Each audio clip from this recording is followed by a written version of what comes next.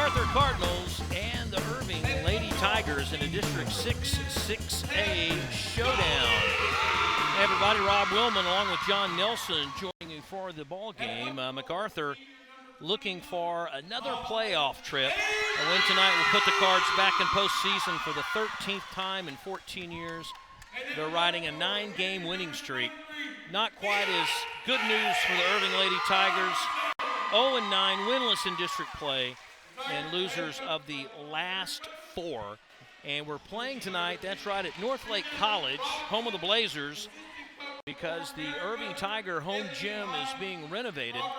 And because of that, they had to move all their home games to Northlake College. And we've actually got a pretty good crowd, and it reminds me a little bit of if you had the bleachers down at Irving High School and you couldn't set up in the upper deck, and everyone is courtside as Susie gives some instructions to her players, and now the captains of both teams are talking to the officials before we have the tip. Let's go ahead and take a look at the starters. We'll start with the visitors, MacArthur, which is kind of ironic because they're closer to this gym than Irving is, but it's Andrews, Newsom, Broussard, who's had some really great games, Piper, and Francis the post, your starting 5.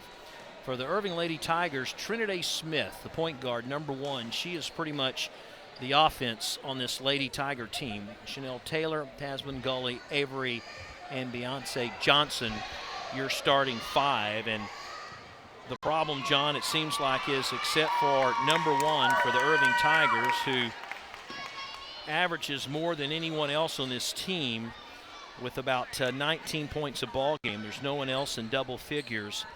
And all that Susie has to do is contain her, and she pretty much has the rest of the field at her mercy. And with the call, here's John. All right, Rob. Taylor Broussard wins the tap as the Lady Cards go from right to left here in the first half. Both teams having to travel to play a home game, so the routine a little different.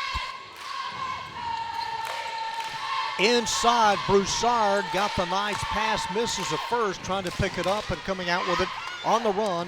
First possession, Trinity Smith averaging 19 points a game. Pump fakes a 3 and sends it back out around to Tasman Gulley. Long 3 off of the glass. And a 3-0 Lady Tiger start. Broussard on the other side, leaning layup, no good. Second attempt as Angelique Francis is fouled. And we'll have a couple of shots. They've just broken the seal on this one, 47 seconds in. And a 3-2 Lady Tiger lead, and at the line with a basket and 1 is Angelique Francis. Got a lane violation before Francis can pull the trigger. Piper McKenzie had her right foot over the line.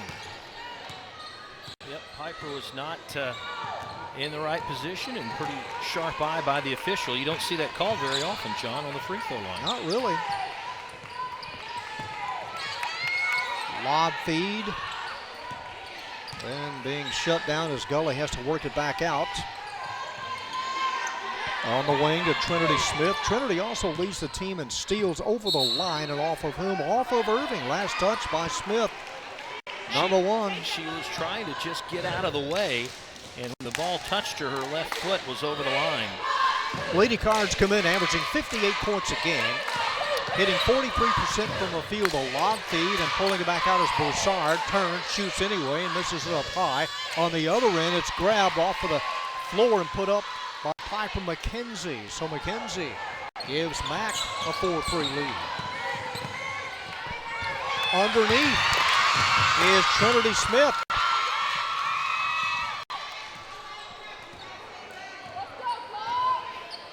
Well, Irving surprising me so far here in the early go with their play underneath. And it looks like Piper's going to draw the foul as she tried to make a move in the paint. I'm sure it's been a long season for the Lady Tigers, and really not a lot of players to choose from, as they're down to, what, about 7 for Katrina Robinson and her group. Yeah, they're without Sarah Guatemala, a senior, as Piper misses the first of 2. Mackenzie Piper, a 5'10 senior, hitting 47% from the line. That one's short, and Smith gets to it first.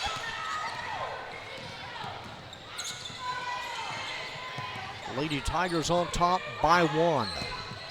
Smith, hand check, no call, and works it out deep for a long 3 that Gulley misses. They get the offensive rebound. Left wing 3 is good by Smith. Trinity Smith, that's her 36th three-pointer of the year. So far in the early go, John, the Lady Tigers playing bigger than they actually are.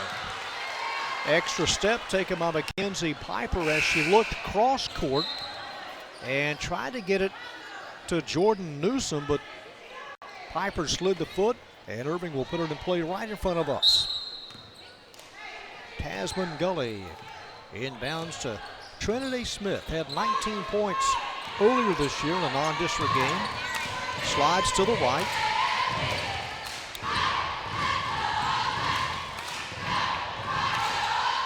And Gulley able to get it back over to Smith as she taps it to her. Start the 5-second count on Smith. Smith guarded by Newsom. Takes her baseline behind the glass, a little short. Rebound reeled in by Broussard. Outlet pass 3-on-2 and a scoop to the hoop. And the Lady Cards convert. That's the first by Jordan Newsom, averaging 10 a game. 8-6. As you said, Rob, that may be the MO tonight for Irving, trying to hit some of those long threes and keep it manageable against a team like the Lady Cards. There's a 3 that's overshot by Newsom, caught on the other side. Sarah Andrews backs out and hits the 21-footer. Sarah Andrews connecting on her 34th three-pointer of the year.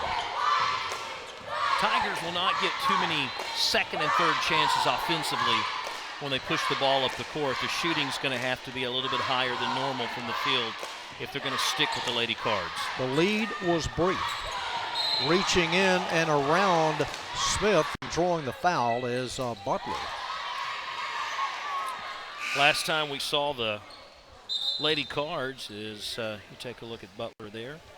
They were taking on Nimitz. They kind of got off to a slow start a little bit. Francis had a really good, strong opening stanza, ended with 12 points, but you'll see probably Mac more and more go to the inside, I think, here in the first quarter.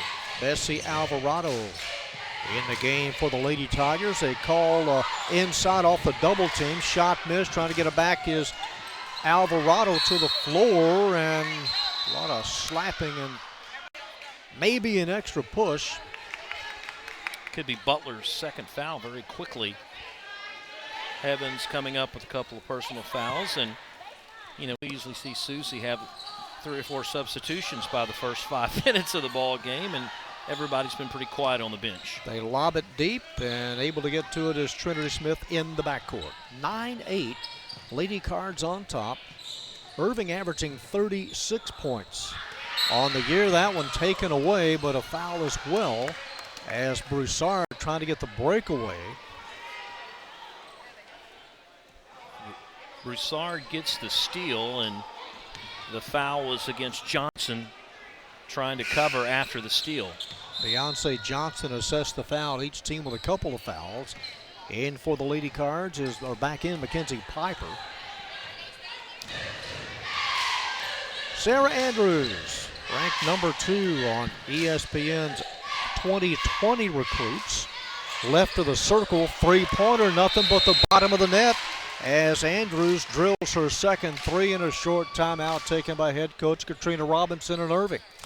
I think she was more upset about how wide open Andrews was on that 3 ball, as she's hit 2 3-pointers in a row. She was pointing at her sophomore, a couple of sophomores on this team, as well as a freshman.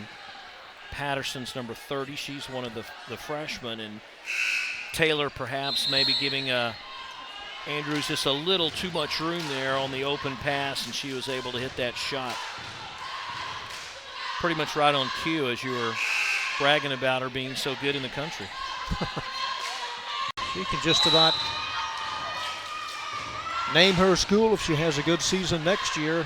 A lot of colleges already looking at her real seriously. Trinity Smith walks it up court. To her left is Alvarado, trying to get it to Alvarado and taken away by Broussard, and the breakaway layup is good by Angelique Francis, that is, with a steal. Francis, the senior, coming in averaging 8 and the lead at 6.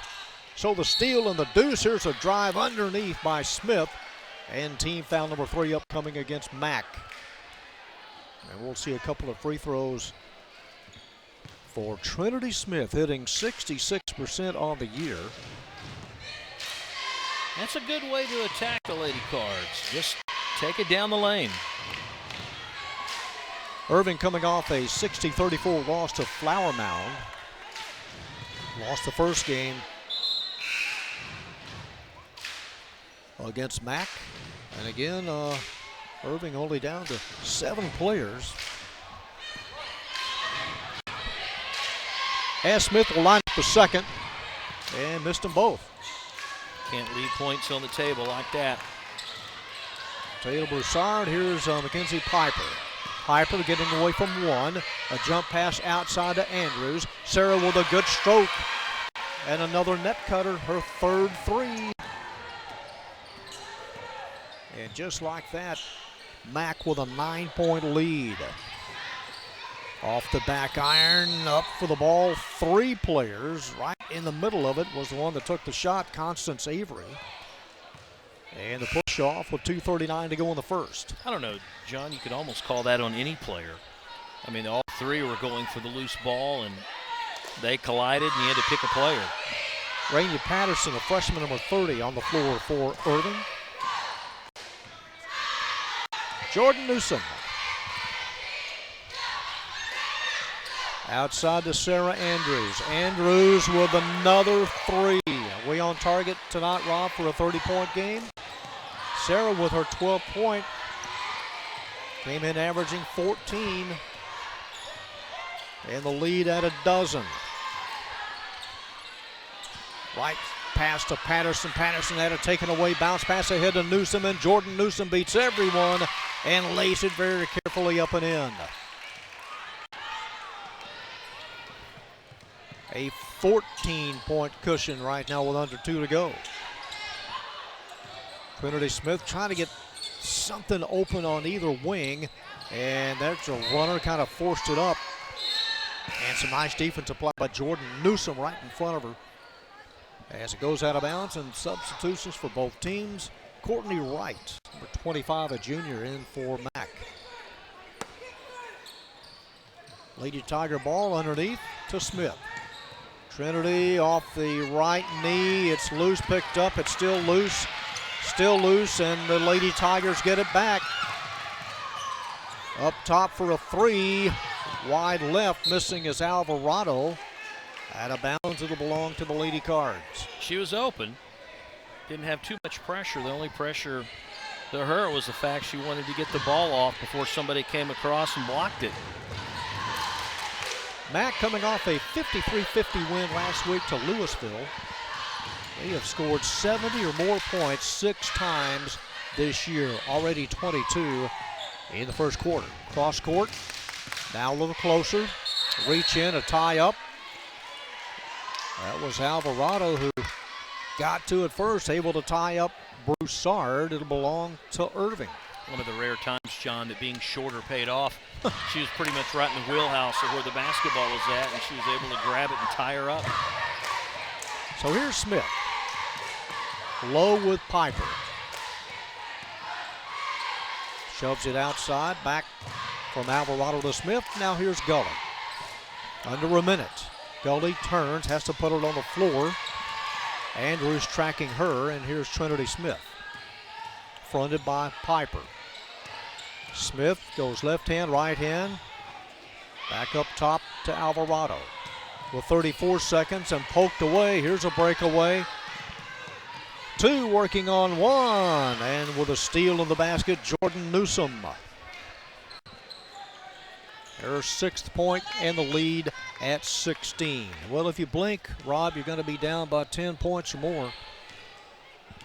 I mean, a suffocating defense and some 3-point shooting early in the first quarter has given the Lady Cards a 16-point lead. That one rainbows up high off the back iron. Grabbed underneath by Irving on the floor. It's loose with 1 second, and there is your quarter. That's the end of the first 8 minutes here at Northlake. Our score, the Lady Cards of Mac 24, the Lady Tigers of Irving 8 on our ICTN District 6 6A Game of the Week.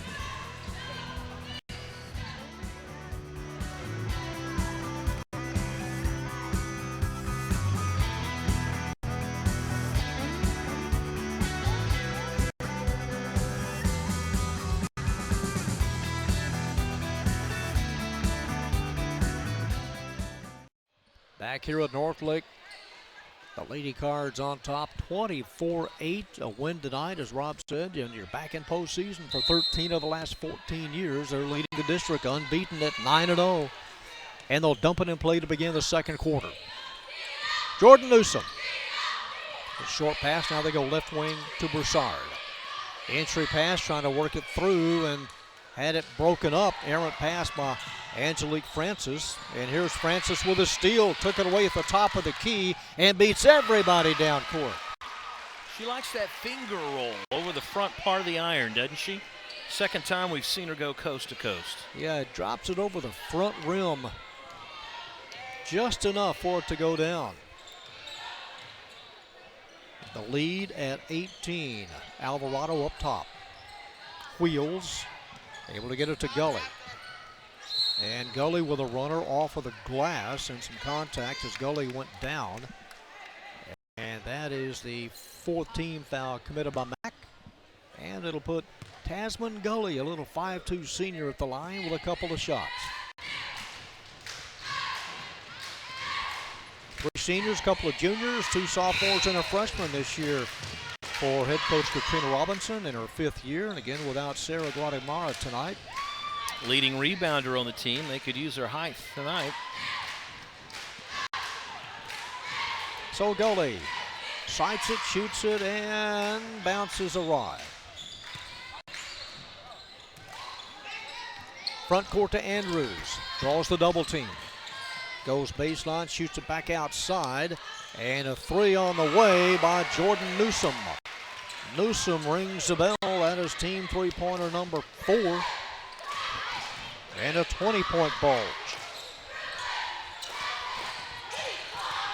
Slipping, taking it away is Andrews as Smith kind of slipped down and couldn't maintain possession. Now we got one that's poked away by Chanel Taylor. And Smith also. 5th team foul.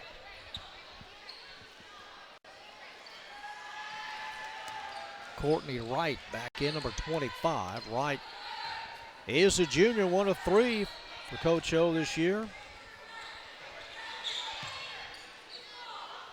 She picks up the victory tonight. It'll be number 820 in her career. This one thrown away, picked off at midcourt by Chanel Taylor, and the driving layup not there, but the push after the shot. And the Lady Tigers back at the line. Chanel Taylor, number 3. There's Coach Katrina Robinson.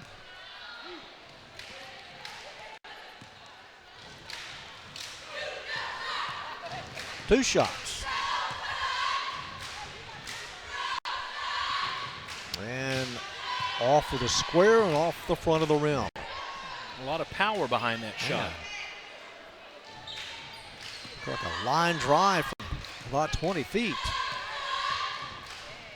She bounced it hard, she threw it up hard. And that one off the square and goes in. Yeah, maybe that's what she does. 29-10, right at side court, now cross court to Broussard. Slipping down low, Broussard goes in and walked with it. Took an extra step, she doesn't think so, but traveling. Against Nimitz on ICTN, Broussard had 25 points. Still looking for her first point here tonight. Comes in averaging 16 and 6 rebounds. Gulley trying to work free. Guarded tightly by Piper and turns it over. 5-second call. Smothering defense for Susie and company. They pride themselves on that. And because, John, the Lady Tigers haven't scored a lot of baskets, you really haven't seen the backcourt pressure for the Lady Cards. They just have to channel that into just playing tough defense when Irving has the ball. Well, they have 3 players at 5'10" or better.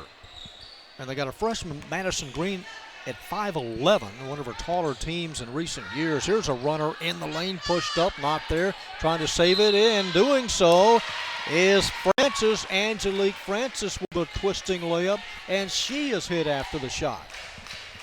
Too many weapons, especially underneath. Like you said, 5'10", 5'11", and it's tough for the smaller Lady Tigers to block out. The lead at 21, make it 22. So the basket and 1 for Angelique Francis. 5.5 left here in the first half. Grabbed on the wing by Gulley to the corner. Alvarado, and closing in on her is Francis, and here's a steal by Jordan Newsom. And another turnover leads to a couple of points for Mac. We've seen that many times here in the first half, John, where they're able to cause a turnover. The lead at 24, here's Smith, and she was hit in midair as soon as she let it fly. Basket good. That's a really nice move by Trinity Smith. Going to her right, baseline fall away, and kissed it off the glass. Watch again, look at her just fade away and getting the basket to fall. Well, you're right about the quickness, Rob. I mean, it's catch and release. You wait long enough, you hesitate, and the Lady Cards are all over you. Yeah, it's got to be catch and chunk. 34-12, under 5 to go. That one tipped, and Alvarado ends up with it. Lead pass inside the three-point arc, a little bit too much by Smith. So they got the steal, but unable to get any points. And she had an open shot, uncontested open shot.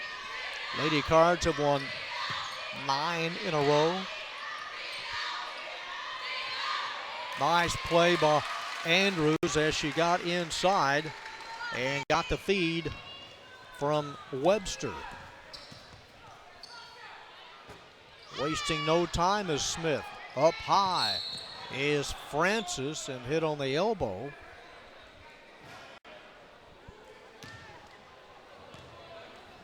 Lady Cards in the bonus. That was the 7th. And we'll put 5'10" senior Angelique Francis at the charity stripe. Lady Cards on the year hitting 65% from the line. Susie able to get in one of our freshmen, Kayla Webster, here in the last couple of minutes. And one more coming for Angelique Francis, now in double figures. Francis with 10 and Sarah Andrews has 16. Jordan Newsom has 9 here in the first half. That one dips in and out and saved underneath, and Francis almost had the 2 points, but here's Gulley midcourt. Winding down to 4 minutes. Gulley trying to shovel it baseline to Smith, broken up. Ahead to Sarah Andrews. Andrews glides in, and Andrews pumps in 2 more. Her 18th point.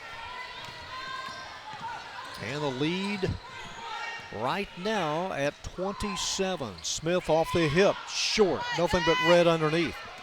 In the middle is Francis. Angelique Francis ahead to the freshman who can't find the handle, Kayla Webster. These are one of these games that Susie can use the underclassmen, get some experience for down the road. Smith, look out as she has Webster on her. And now Andrews slides over, got a piece of it to the floor. Sarah ends up with it and takes the timeout, sitting down with 3:20 left in the first half. Well, she tried to look around and find someone to help her out. Did the wise thing and called timeout. Just so quick. Look at the reach in with the right hand. Then she's looking. I'll take time, please. Let's take a look at the standings while we have a second here in 6-6A. and how things have been shaking out so far. We're winding down in the season. There's only about 3 more games left to go, and MacArthur is head and shoulders above everyone else, with Hebron right there breathing down their neck with the 26-2 overall mark. You got Louisville and Marcus battling for 3rd and 4th respectively. It'll probably shake out with those top 4 making postseason. Coppell, Nimitz, Irving, the 3 there towards the bottom. But MacArthur, the Lady Cards, back in a position to where they're comfortable with and quite frankly used to being, and that's on top of the district race. Geyer and Keller having good years over in District 5. At midcourt, the freshman Kayla Webster will play it back in and feeds Andrews. 3:17 left here in the first half. It's all Lady Cards. In tight, reaching in, knocking it away, but getting it back underneath. A wraparound layup goes in for Broussard. Taylor Broussard averaging 16 with her first 2. Well, she made the first bucket look pretty good. The lead at 29. Here's a block. As slowly getting up is Gulley. That is the 6th committed by the Lady Cards. And Tasman Gulley adjacent to the Lady Card bench now. Well, they put number 7 up, so that was a 7th team foul. They had it at 6, and now it figures out to be 7, so the 1-1. Hard to believe the Lady Cards dropped 4 in a row earlier in the season. And after that little hiccup, they had 1 loss to Austin Westlake, and they put 6, 7, 8, 9 wins in a row between the loss both times. They won the last 7 against the Lady Tigers. That layup missed by Green. Shot a little short underneath with 2:32 to go, and it's side court across the way. She had the extra step. Broussard did on Alvarado, but Alvarado got her from behind. And the 1-1 for Mac. It wasn't that long ago, 2014-15, that Irving finally snapped a 19-game losing streak to the Lady Cards. Taylor Broussard hits the front end of a 1-1, hitting 67% from the charity stripe. Lady Cards preseason pick to win district this year. Louisville, Flower Mound, and Marcus picked 2, 3, and 4 before the season started in November. Taken away at the top of the key on the errant pass. Sarah Andrews with a steal and backs away, tries the 17-footer and misses. In traffic is Smith. Smith with a big kind of a hop step, may have been induced to take that big left foot step and a hop, skip, and a jump.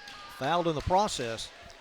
You know, you look at Sarah Andrews, and you alluded to it earlier, everyone is looking at the point guard college-wise, and it just seems it's so easy for her on this level as Smith makes the free throw. It's so easy, it seems, for her on this level to pick off passes and shoot threes and make layups, that when she does get to that next level, it's got to be an adjustment for her. Not that she can do it, she will do it, but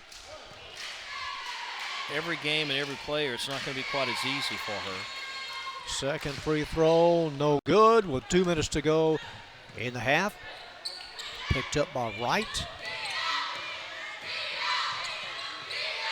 Outside is Broussard faking free, but pulls it back out to Webster in the middle. And at 44. Broussard trying to step around Taylor. She does, takes it underneath and misses. And reaching back, committing the foul is Mackenzie Piper. That could be her 3rd. If so, Susie will probably rest her for the remaining of the quarter. Andrews already with a breather. She's not out there. That is the 9th team foul committed by MacArthur.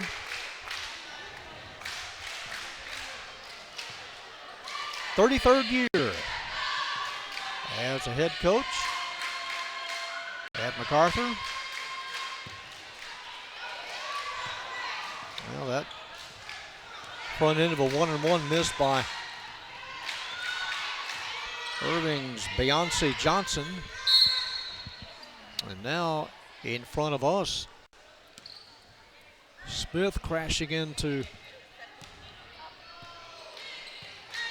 the guard she was guarding and draws a foul. Ill-advised foul here. You're down by 29, and you put Mac back at the stripe, and Randy Patterson, the freshman, back in number 30. At the line is Webster. You want to be aggressive. It's not too aggressive. Bonus to follow. Kayla hadn't taken that many free throws this year. She's only attempted 9. As number 4, Broussard, comes out. And Madison Green, 5'11" freshman, in for the reigning of the half. Do we have another lane violation? I think so. Yeah, we sure do. Looked, the official looking right at Piper. That's the second one on her, isn't it? Yeah, she had one on the other side of the lane. Now this one on the opposite side. Yeah, blame it on the unfamiliar territory of new gym. You're the the visitors, but your school is closer.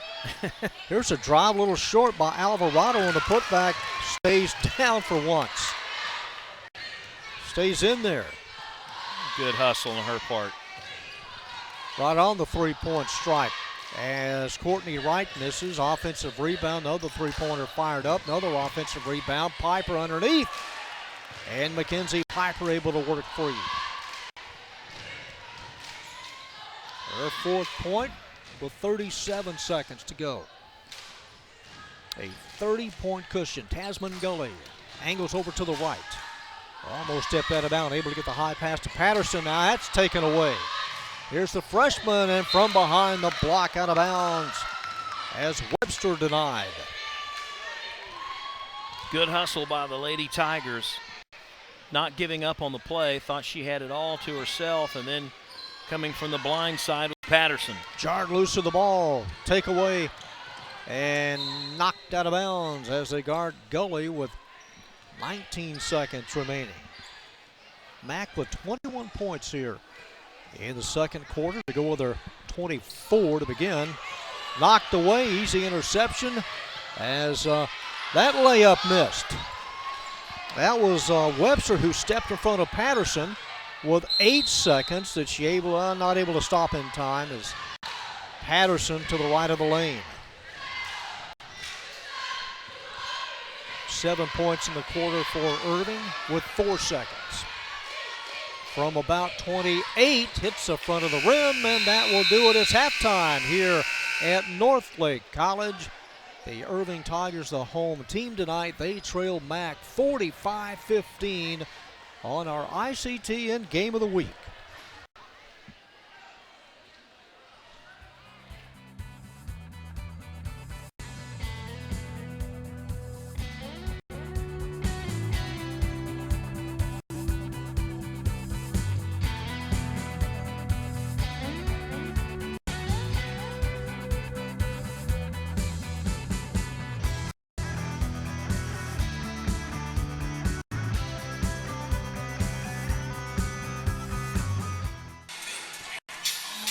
So the Lady Cardinals in control of this one against the Lady Tigers, 45-15. First half highlights, and it was the junior, Sarah Andrews, that started off hitting about every shot she put up. 3-ball right there. Comes back again. This time she's pretty much near the top of the key. Hits another 3-pointer, and she's also just as effective on the inside. And then she can kick it out to the outside there to Newsom. And then for the Irving Tigers, you've got Gulley early on. They were hitting some shots, Gulley for 3. Then Smith also hit a 3-ball. And then Smith going to the hoop there in the second quarter, hits one and tries for the 3-point play. So overall scoring in the first half. And for the Cardinals, it's Andrews with 10, with 18, Francis with 10, Newsom 9. You see the rest there. Then very quickly for the Lady Tigers, it's Trinity Smith leading the scoring for Irving with 8 points. Underway in the second half. Here's a steal following Irving's inbound pass, and a steal and a layup by Angelique Francis. Outscored Irving 21-7 in that second quarter, and able to locate it, almost losing it, is Taylor, and throws it away cross court, trying to hook up with Tasman Gulley. So a couple of turnovers here in the first 24 seconds by the Lady Tigers. They had possession of it first. Jordan Newsom at midcourt. Lady Cards finished last year 24-11 with a win tonight. They'll match the win total of last year. Andrews lining up, and that is her 5th three-pointer. 21 points for the junior, team three-pointer number 6, and it is a 50-15 lead. Mac losing in round 2 last year. Finished 4th in the district at 9-5. That one is able to alter the shot is Broussard. Able to alter the shot taken by Taylor in the corner. Andrews drops another one in the well. Again, Rob, could we see a 30-point game tonight? Why not? Because she seems to really be in the groove. I mean, every shot just looks so effortless. 24 points for the junior. It is 53-15.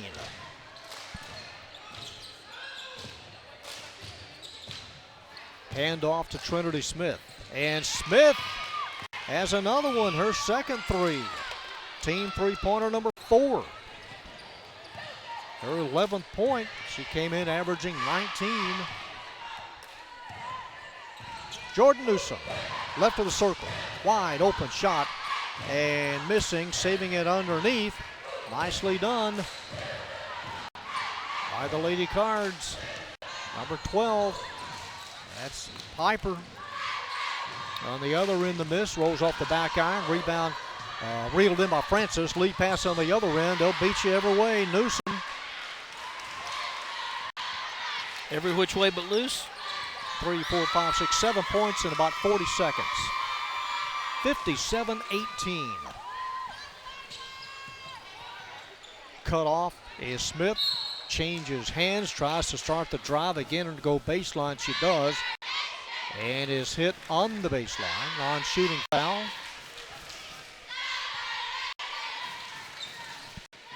For the most part, Susie's pretty much stayed man-to-man defensively. Open left of the lane as Mackenzie Piper misses. They're positioning herself with the rebound and the basket is Angelique Francis. She can make a living off those offensive putbacks. The lead at 41. Almost lost track.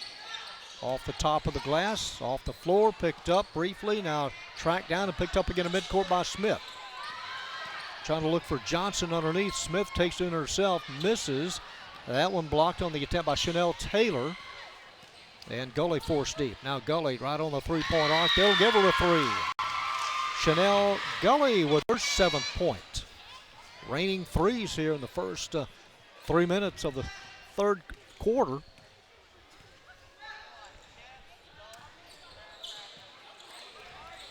Andrews, bullseye. Now she rattled that one in. Everything up to that point was nothing but net, but she rattled that one in. 27 points, her 7th three-pointer, and the lead at 40. Smith jarred loose of the ball, resets it, now draws the double team at the right hash mark, and is fouled by Mackenzie Piper on the other side. Substitutions for both sides. Alvarado, number 11, in for Irving. Well, I'll hand it to the Lady Cards. They pretty much just, like I said, stayed in the man-to-man. They haven't done a lot of trapping. Just pressure D when the Lady Tigers have tried to get something going offensively. They put a lot of pressure on around the paint area. Take a look at the Dallas Morning News poll and some of the top teams. You've got Cedar Hill and DeSoto, 1-2. Skyline, they've always have a really tough team. Duncanville at number 4, MacArthur down at number 10, a couple of Plano schools at 8 and 9, along with Saxe, which borders Richardson and Murphy. Hard to believe that community's up to 6A at this point. And Susie talking to Wally Banks, looking over probably the foul situation. It was Allen that knocked Mac out of the playoffs in the second round last year. Ball is put into play, jumping up high to get it is Alvarado. This one kind of a off-balance shot. Back into the court of play and open, missing. Gulley taken away. That's Alvarado wrestling it away. Now coming back for it is Broussard. And run into. Have a jump ball. Possession arrow goes to MacArthur. Early on, when Susie first had this program on track and they were looking to make it past that first round, the very first year they won a by-district game, but then they went about 3-5 years there where they lost right off the bat. Picked off. And in with a steal in the basket is Trinity Smith, her 13th point. But if you look back past that, you have to go back to 2012, 2013 before the Lady Cards lost an opening round game. And that was to Marcus, who happens to be in their district now. Drive underneath, short on the layup. And getting it back on the other side. And getting the shot off. And fouled as well. You know, we talk a lot about the redistricting and how much that, let's be honest, that's helped. You don't have Duncanville and DeSoto in there, and Cedar Hill you have to play. Madison Green hits the first of 2. And even this year, because they're situated in 6-6A, they'll play 5-5A in the first round, and that's the Denton Geyers and the Kellers and the South Lake district. Geyer leading that district. That one circles back out. And with 3:09 to go in the third, here come the Lady Tigers. Trinity Smith in the near court. Stops, puts one up anyway from 16. Almost got it to the ball first. It's on the floor, picked up by Alvarado. Alvarado shovels it on the other side, and a stoppage of play here. Beyonce Johnson scores, and Alvarado shaken up. They have twisted her ankle. Well, you had a couple of Lady Tigers run into each other. I think she might have, she's just trying to shake it off, to be honest. I think a couple of those players ran into each other. Watch to the right of your screen. Right, might have taken an elbow. Let's see. Oh, got kicked. Right toe. Yes, got kicked right in the face by a teammate. It's a game of inches, and that that got her. Man, Andrews drives, misses. Set it up back deep, intended for Courtney Wright, and knocked away by Smith. Sarah Andrews back in. This is she. Right now with 7 3-pointers. 27 points. Andrews, top of the circle, misses. Underneath to have it is Smith. She had to miss one, right? Man. Sooner or later. Here's Smith around 1, around 2, around 3, and misses. Broussard ahead of the pack. And Taylor going to try to hit the 3. Comes up a little short, and in her face was Alvarado. I wonder what Sarah's high game is this year. I think she's been in the 30s. Her season high. Well, she's, pretty close to going past 3-0. Came in average, or the team came in averaging 58. There's point number 64. Defensively, they only give up 44. So, last foul charged to Bessie Alvarado. Here's the second free throw by Broussard. It bounces in. That being a 3 on the attempt. Follow the path underneath as it slides off the right. So in essence, it's a 40-0 game. Mac on top by 40. Off the bottom, still in play. And here's Sarah Andrews slowing it up just a tad. Under 2 minutes left here in the third. Andrews drives, little cup, in and out. Andrews with a 29th point, kind of cupped it. 29 of the 67 points. This one wasting no time. And on the other side, able to get it is Beyonce Johnson. Nice job by Johnson, blocking out, getting the offensive board. Our next TV game on February 1st at Nimitz. See the Lady Vikings and the same Lady Tigers. Jump pass outside to Courtney Wright. Right into Broussard. Broussard on the other side with a soft tap to Madison Green. Under a minute.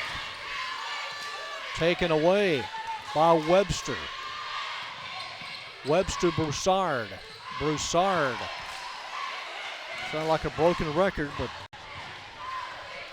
scoreboard doesn't lie. 71-27. Quick hands, always a staple of these Lady Cardinals. He who hesitates will be lost. In behind by 40. Smith in traffic. Was outnumbered about 3-1. A push pass ahead to Wright.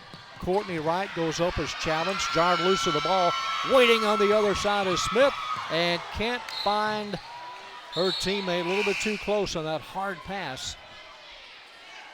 A little bit too tall in the corner. Tried to hit Gulley. They had a 2-on-1 break. And pass had a little bit too much on it, and it was a little bit too high as well.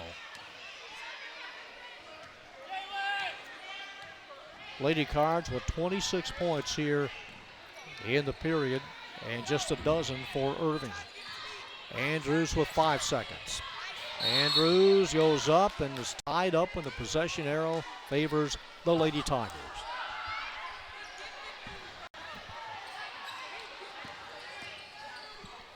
With one, the little heave-ho attempt is way short, and that draws to a close quarter number 3. We head to the fourth. It is all MAC on top, 71-27.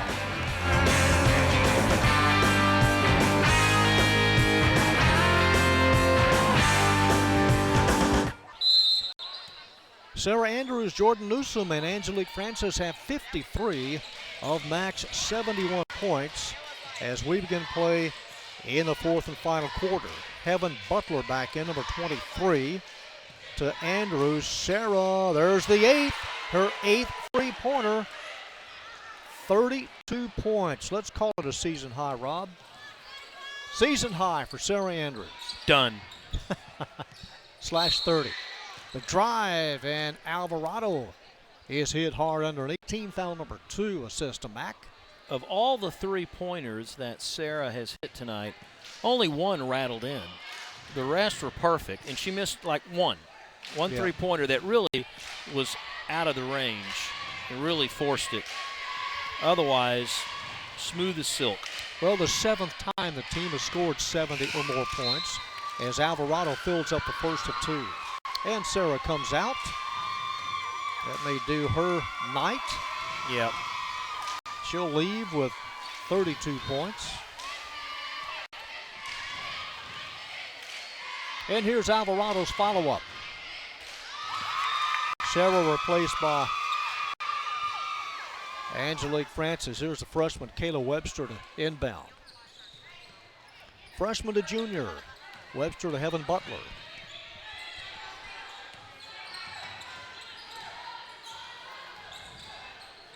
Butler circling, and a little bit of a contact by Smith. Not much of a push, but it draws a whistle. That may be her 4th foul.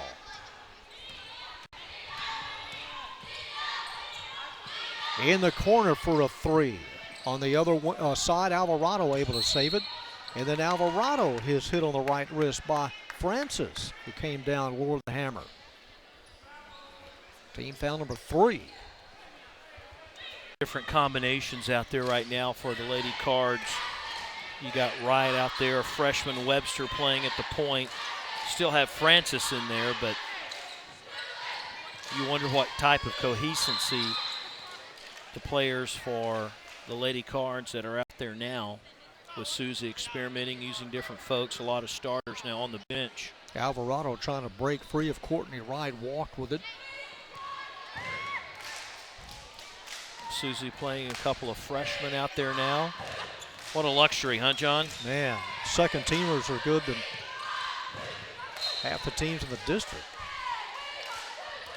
Came in having won 9 in a row. Over the line, it'll belong to Mack as they shove it in deep, caught up high by Webster with a high dribble, and that Webster, that's Heaven Butler. Butler, kind of a heave-ho attempt. This goes out of bounds. And Tasman Gulley with 4 points re-enters the game for Irving.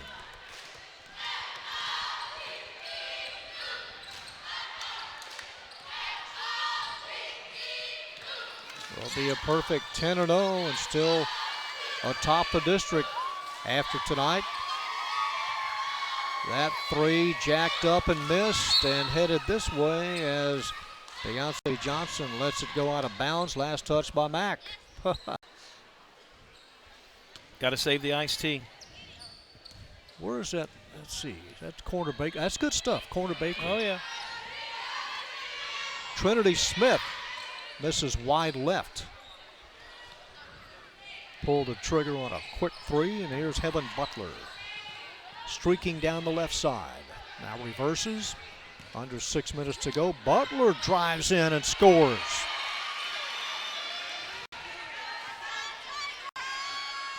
The 8th different Lady Card to score tonight. It is 76-29 and stepped over the line trying to deliver the pass to Alvarado.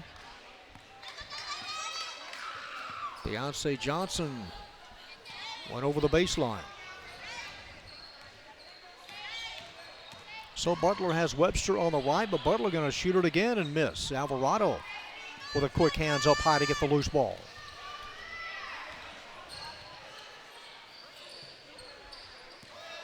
Waiting for a defender to clear. The shot taken and missed. That one blocked on the other side. Taylor had it blocked. Ahead is Francis, Angelique Francis, and took the third step. Smith did the wise move and bailed. I don't think she's going to take the charge on that one. And actually, I think that move maybe got Francis to take an extra step, to be honest. Well, Smith has at least 3 fouls and may have, well, there's another miss exchange as that pass too hard for Johnson. And wholesale subs. Jordan Newsom, who started back in. Mackenzie Piper also on the floor. And Taylor Broussard. Starters back in for the most part for Mack with 5 minutes to go in the game. It was 45-15 at the break. Newsom outside, waiting for it is Broussard over the lid. And Smith with the loose ball save. Going to take it in herself, and Trinity Smith almost went in and blocked partially. And here's Alvarado from Smith. It was Broussard who got a little bit of it. Hey, what a nice pass by Smith. Yeah, great hustle on her part and a nice assist. She'll be back next year. Beyonce Johnson also returns. Tasman Gulley's a senior. Nice handoff. And a cripple, an easy two for Francis.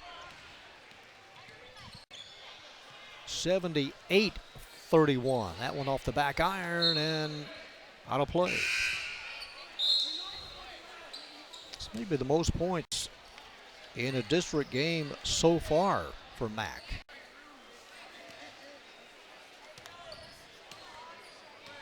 We talked about this against Nimitz, but it's worth repeating that Susie Oschlegel picked up her 800th win earlier this year. Jordan Newsom, that one rings out.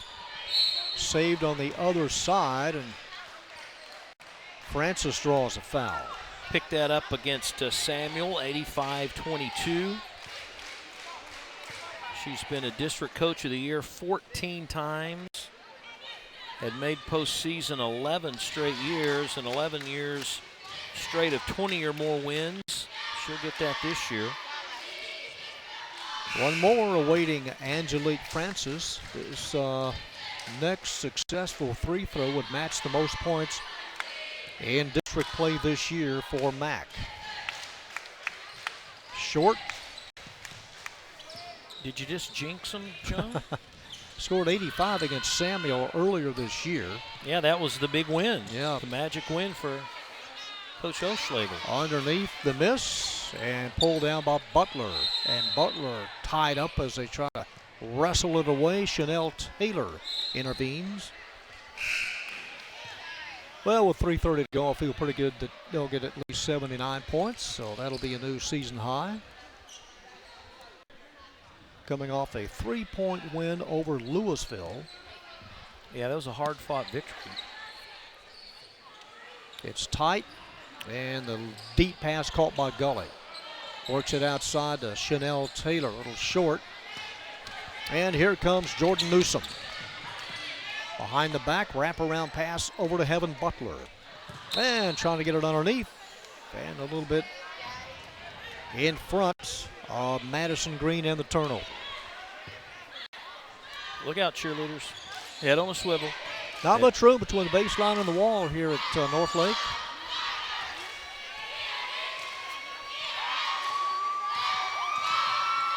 Trinity Smith with 13 points. 3 minutes to go and off the glass. And that's the second time she's done that tonight. She has 15. On the other side, the leaner by Broussard, and Broussard hit hard after the shot. Team foul number 6 on the Lady Tigers. And Taylor Broussard with a couple of chances. Mac 4 of 9 in free throw shooting the first half, on the year hitting 65%.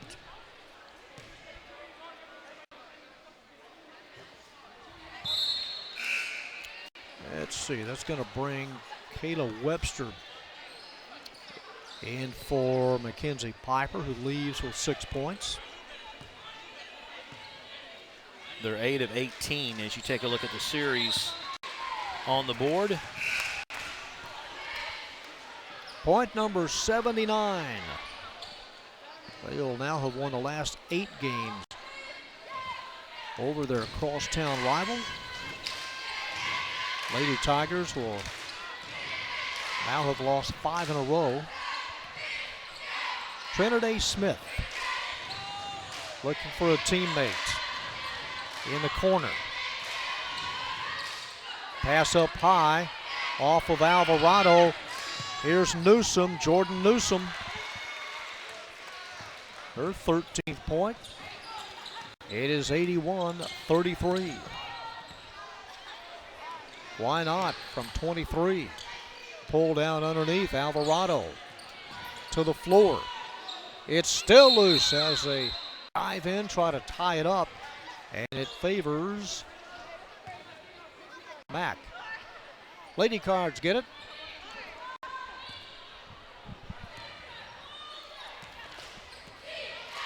Kevin Butler pushes it up court as we have 2 minutes to play.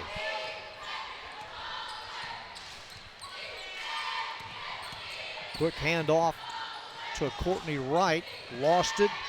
Scooped up off of the floor, and the hold on Wright as she prevented Trinity Smith from getting any further down court. Would that be a pass interference call? Was there enough contact? I was thinking hockey reference where the guy would have a breakaway and they would pull him back and pull him down. Well, nobody's there to pick up the inbounds pass. It's still loose and picked up in the lane by Newsom, who rolls over. And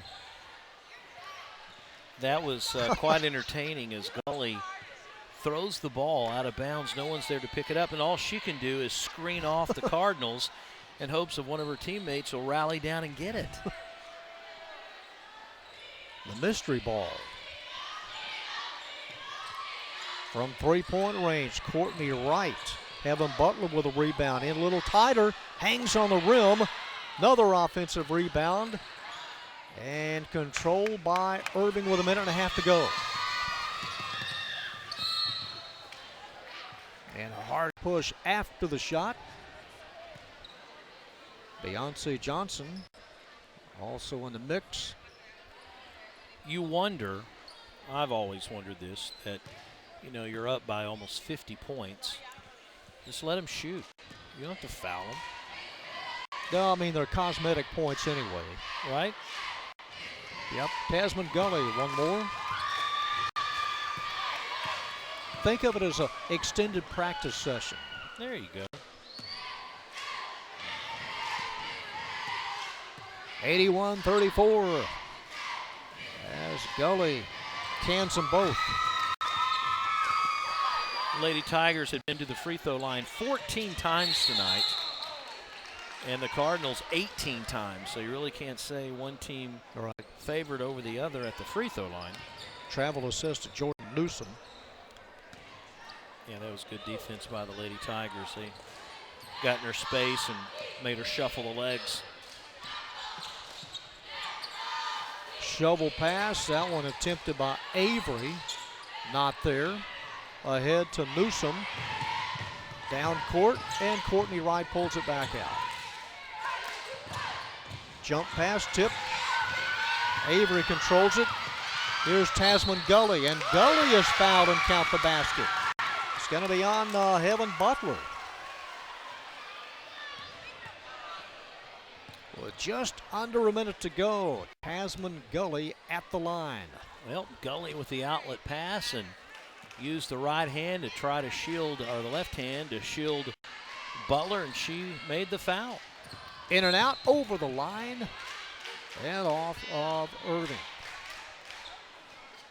A reminder, the boys to follow here on ICTN. I hope to talk to Susie here in a second about making postseason. And a reminder, all games on YouTube. Everything's on YouTube, including ICTN. With 42 seconds. The exchange to Jordan Newsom. Trying to get an opening and a bounce pass underneath on the baseline. The cutter not there. Reverse layup on the offensive rebound not there, but the foul as Heaven Butler hit hard. Hit hard twice. That's number 5. It's got to be number 5, and it is. Yeah, she picked up a couple really quick tonight. Alvarado comes out. First free throw attempt tonight for Heaven Butler. And successful on the first. Sarah Andrews finished with 32 points. Angelique Francis with 16.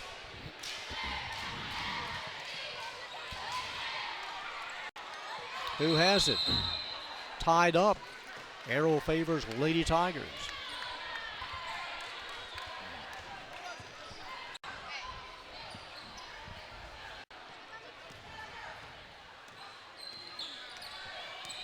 Trinity Smith. Circling, changing hands, an entry lane, short, rebound short, hits the bottom of the glass.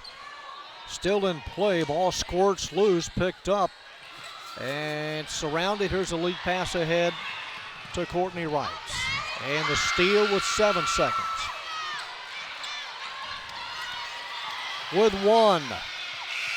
And it would have counted, but that will do it as the Lady Cards rack up their 24th win of the year. They stay unbeaten in district at 10-0. 82-37 your final. Lady Tigers fall to 7-14, 0-10 in district, and they have now lost their last 5. For Mac, it's 10 in a row and counting. We break and back with our post-game interview right after this.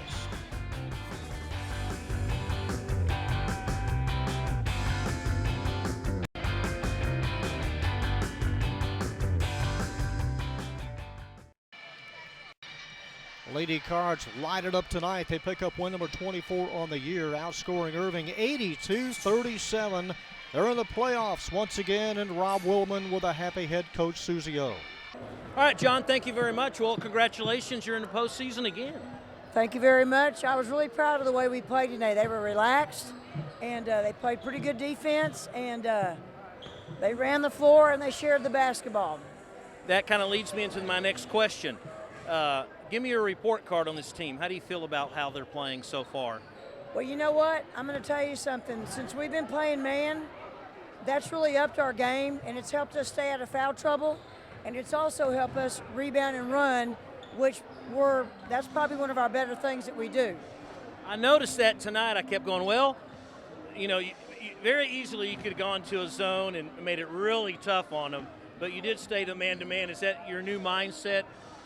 You know, we've just been doing so well in it. I mean, I run a zone for a long time, but I got the kids that can run a man, and I like what I see. So, you know, we're going to also change it up, but I just like the way we're defending. It helps us stay out of foul trouble. That's the main thing. Sarah, of course, lit it up with about 800 three-pointers. Man, that's got to make you feel good as a coach to have someone like that. You know what? We really needed that. She needed that. Our team needed that. I'm really proud of the way our kids played tonight. I'm really proud. Sarah needed to have a game like that. It's good to have. You're getting close to postseason. Yes. And so, do you change anything the way you coach? Why? Why? No, I mean, you know, we'll add some things here and there. Maybe a new inbounds, maybe a new sideline, maybe a different, you know, like come out of a timeout. We may change some things, but why would I? Of course not. Everything's working. Congratulations and good luck. Thank you very much. Thank y'all for being here. You bet. Thank you, Susie. All right, John, back over to you.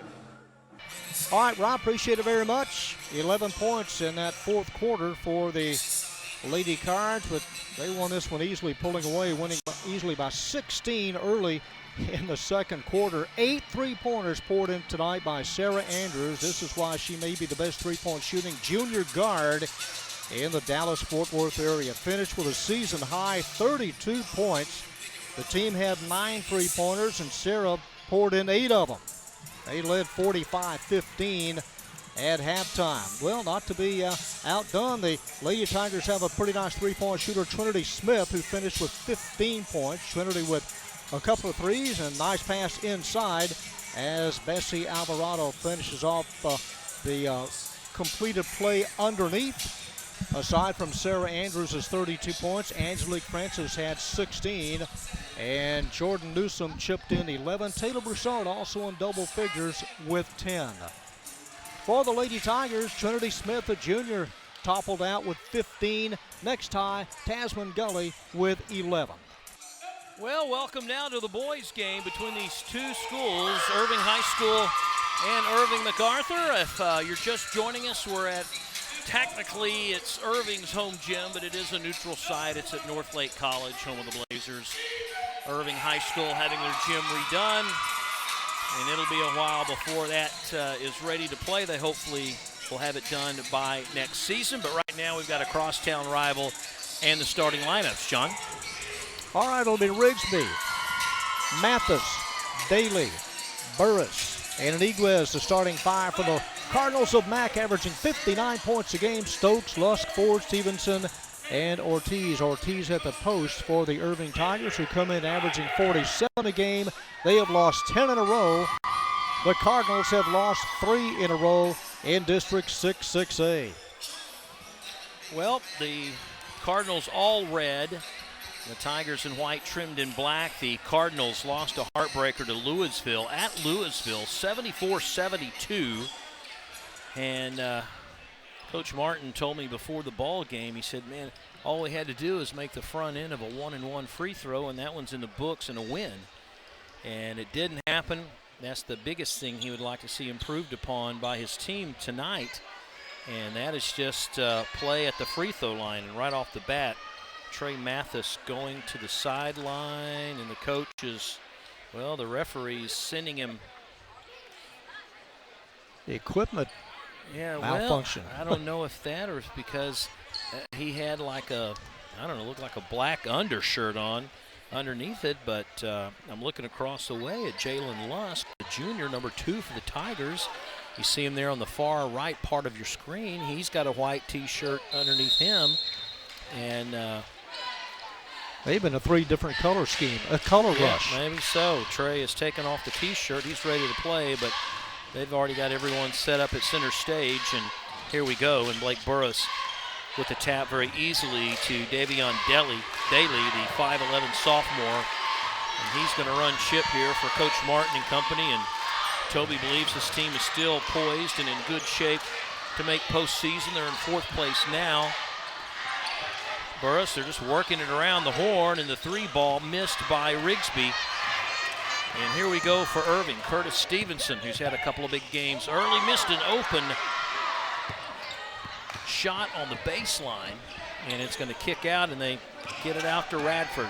Xavier, he's a big load coming down the paint area, and he misses it, and Burris grabs a rebound, so the first rebound, and quickly come back to Cardinals. Up and off the glass is Iniguez, and he forced that one a little bit, and both teams a little bit shaky here in the early go. We've almost played 1 minute of basketball, still looking for that first score, as both teams push it up and down the court very quickly. Cardinals lost 3 straight. Coach said we just got to make some shots and find the rhythm again. That game at Louisville saw his players get in a lot of foul trouble. The Northern chapter that officiates up in Louisville, he says officiates a little bit different, not to make excuses, but if you just barely hand check a player, boom, you're going to get tagged with a personal foul. A runner off the glass, missed by Ford. Rebound Burris. Irving 0 for 3. Iniguez to the top of the key to Rigsby. Back here to the near side to Ross, and Ross hits a 3-pointer. Ross, who did not score a basket against Irving Nimitz last time out here on ICTN, gets the 3 ball to start things off here in the early go at the home of the Blazers, Northlake. Coach Perry told me, he said he's a little surprised somewhat about the crowd, but then again he says it's MacArthur. And a lot of his students have shown up tonight to watch the crosstown rivalry. Tigers 0 for 4 here in the field. Irving not well offensively all season as Rigby hits that one. And Rigsby, the sophomore, with his first 2 points, or check that, a 3 ball. So 2 3-pointers right off the bat for the Cardinals. They're a streaky team. They will go up and down the court and hit 3 or 4 shots in a row and then hit a cold spell.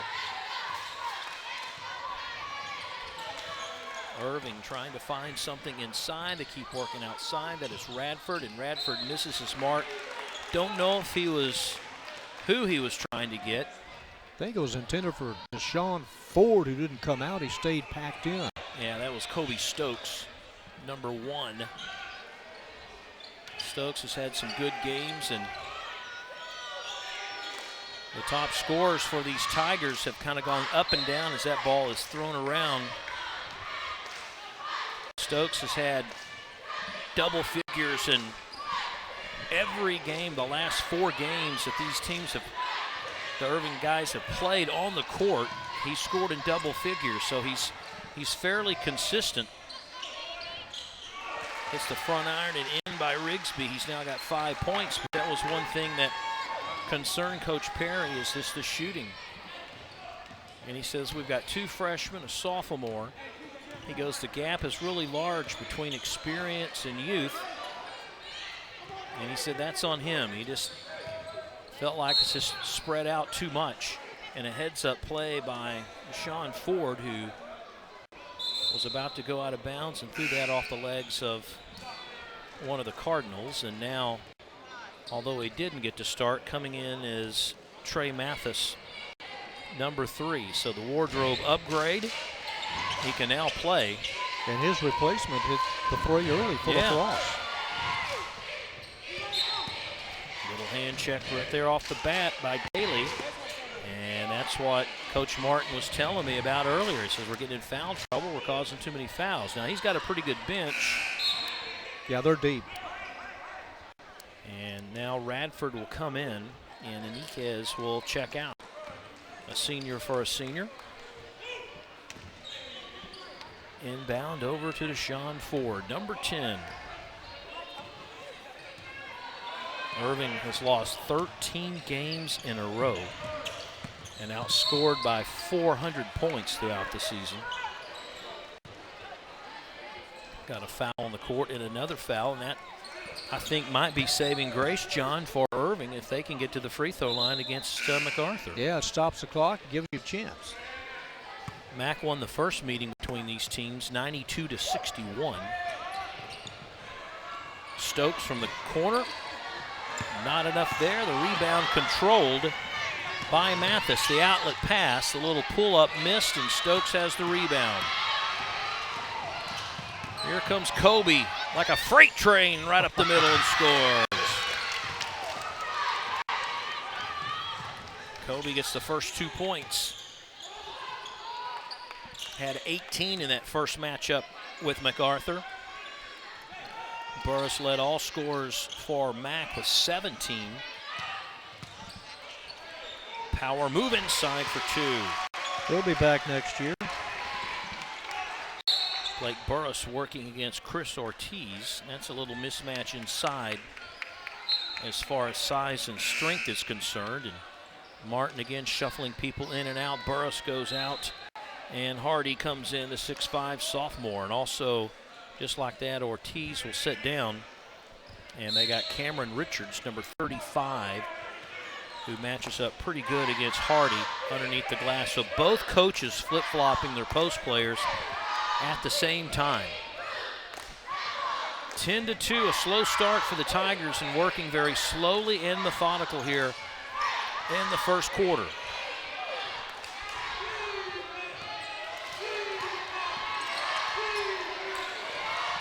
Another turnover, and turned over right back. Nobody wants it. Well, they went over 3.5 minutes without scoring the first 2. Little ballet move by Curtis Stevenson, number 11. Coach Perry says he'd like to see him step it up a little bit and start scoring more. The one thing Toby doesn't like right now, that's 5 fouls here in the first 5 minutes, 21 seconds. Exactly what Coach Perry wanted to do. But then on the flip side, you got to make your free throws. Right. Stevenson led the team in scoring against Flower Mound, but then he hasn't got past double figures in the last 3 games prior to that. So it's consistency. You have a lot of those problems in high school ball.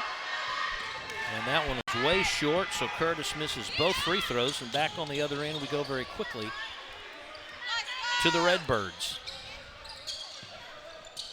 Daly works it inside, weak side. They pass it around the outside part. Radford with the head fake. Stops, pops, goes inside, and finds a wide open Hardy for 2. And the sophomore scores his first 2 points of the game. And Coach Perry says, I've seen enough on the ball movement. My guys are down by 10 just like that, 12-2 in the first quarter. Our second look at the Cards this year, that one underneath Kenneth Hardy, had 15 in our last TV game we did over at Mac as they beat them at 67-48 right before the holidays. Speaking of which, you bring that up, Coach Martin said he doesn't like the way he has to split things up. You know, you play 3 district games before the Christmas break. Then you have a break and you're playing, you know, other types of teams and games and tournaments. Then you got to get back in the district groove in January. He loved the way his kids were playing those first 3 games before the Christmas break. He goes, since then, it's like trying to build momentum all over again and get the kids back to the level they were playing before the break. Martin 10-5 against Irving.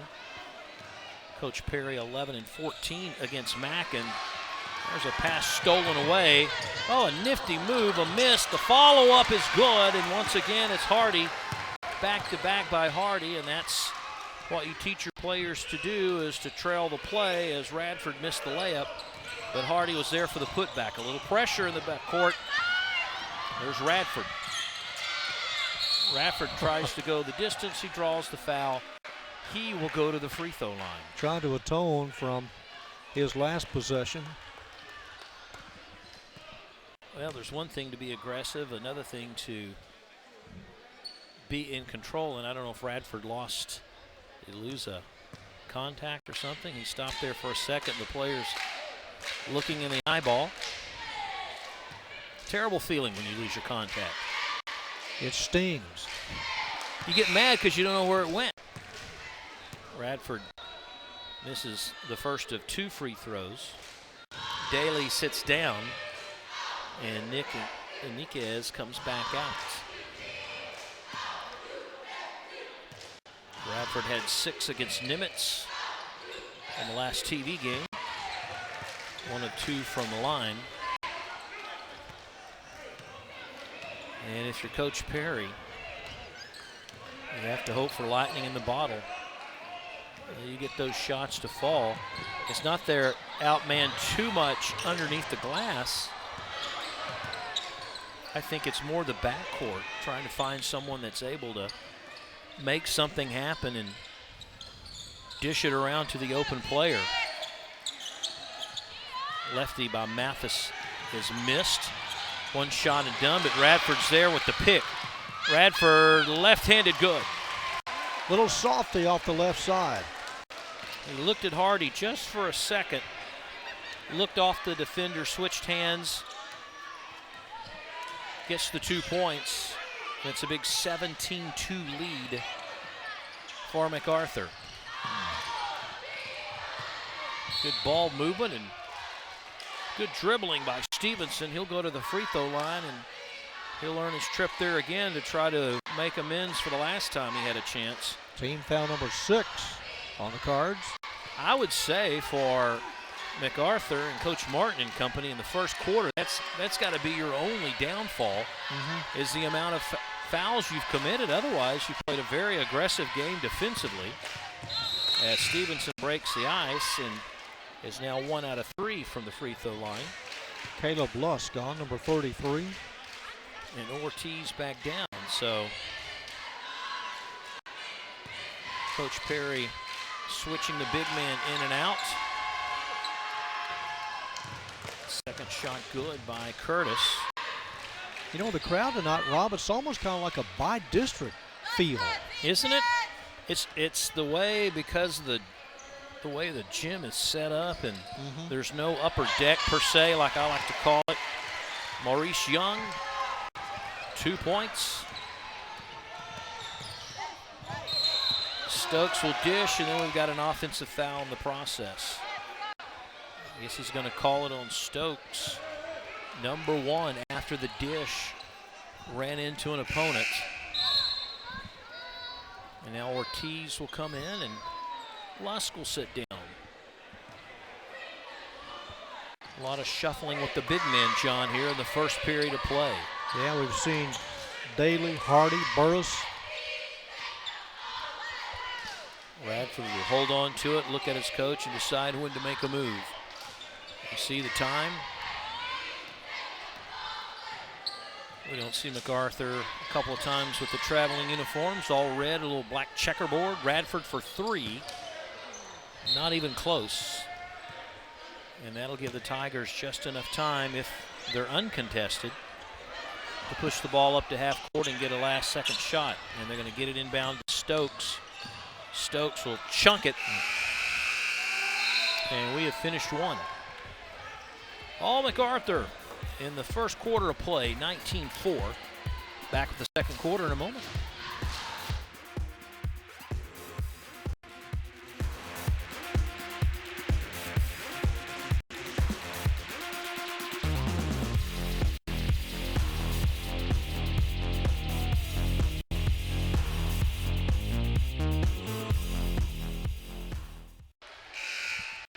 15-point MacArthur lead.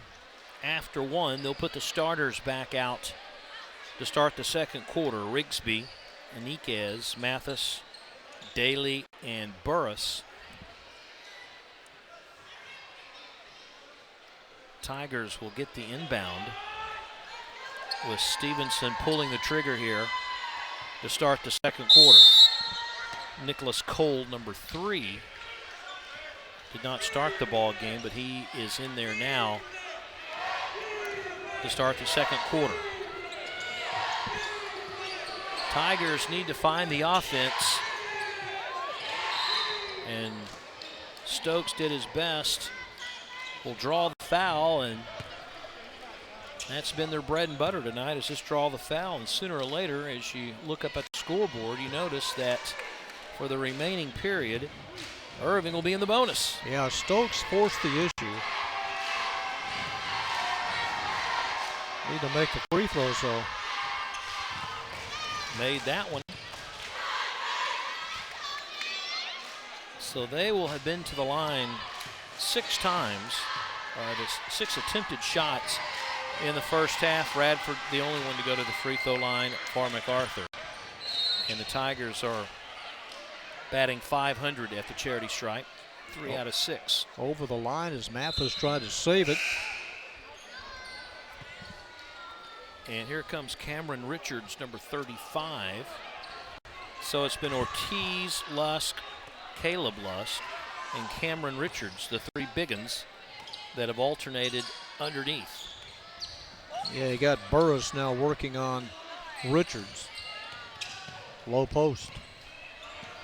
Stokes, little dipsy-do, thank you, sir, for 2. He's got 5 of the 7. Moves well for a big man. And you see something of that stature coming towards you. Sometimes you hesitate to play D. Aniquez with the miss. The putback not there. Aniquez gets it back, but then has it stolen away by Stokes. Kobe missed. And there's going to be a foul in the paint, and once again against MacArthur, John. Well, 2 players trail the play, Stevenson and Nicholas Cole. It ended up in Cole's hand. And Xavier Radford started the senior back into the guard. Well, you can say what's up with the Tigers offensively, but you can't knock the hustle, at least on that last series, where he had the runaway by Stokes, but he had 2 guys trailing the play, including Stevenson, who go to the line and miss the free throw. We'll pull up from about 10 out. 1 and done as Daly missed the shot. Cole pushing it up the court.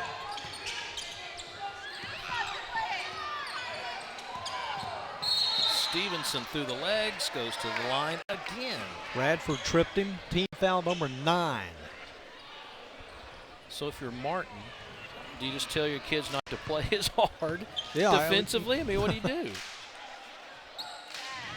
The one thing, though, John, we'll see what happens on this series at the line, but you really can't say the free throws have hurt you yet. Just like that, look at there. Missed their last 3. Yeah.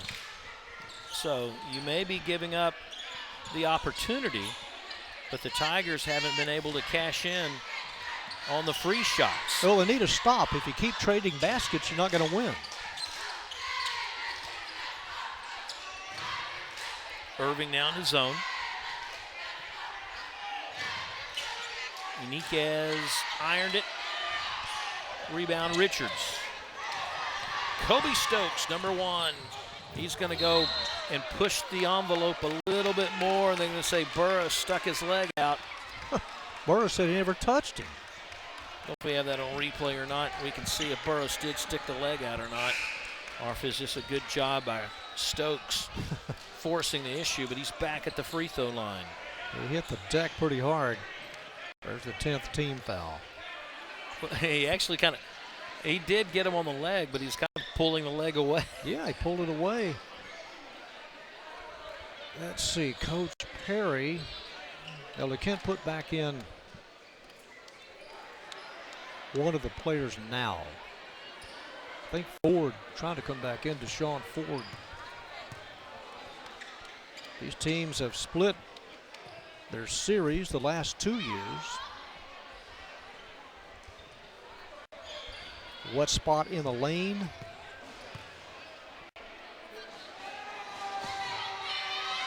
Here comes Stokes again. Makes that.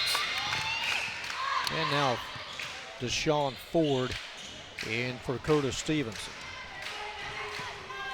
The Tigers have only hit 2 from the field. They hit just as many from the line, and now they've made more at the free throw line than they have from the field. Well, they're on a 7-2 run now. Yeah. Mac still looking for their first points of the second quarter. Radford kicks it in the corner, and it's good for 3 points. Daly, his first 3 of the ball game. First points of the ball game, and it's the third 3-pointer by these Cardinals. And a charge. The recipient is Trey Mathis being helped up, and Ford's the worst of it. Well, when Ford left his feet,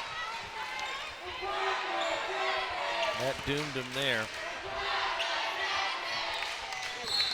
Waiting for the officials to clean up a wet spot on the lane, and MacArthur pushes it back the other way. Not a really high-flying, big intensity game so far, John. We haven't seen a lot of breakaways. No, this is home of the Blazers. We want to see it end to end. Yeah. Oh, we need the shot clock up. Niquez, a little no-look pass to Burris. Burris double-teamed on the base, fighting hard, gets it back. Mathis had it. Niquez loses control in the paint, and a traveling called against the senior. A little sloppy play, John. Yeah, it's I think been the for last both sides. 2 minutes or so, and then you had that swing at 17-2, and then a little bit of a run, and now the lead at 13. But you hit a 3, you're only down by 10. 5 minutes left here in the half. But who can take the 3? Who's the three-point shooter for this team?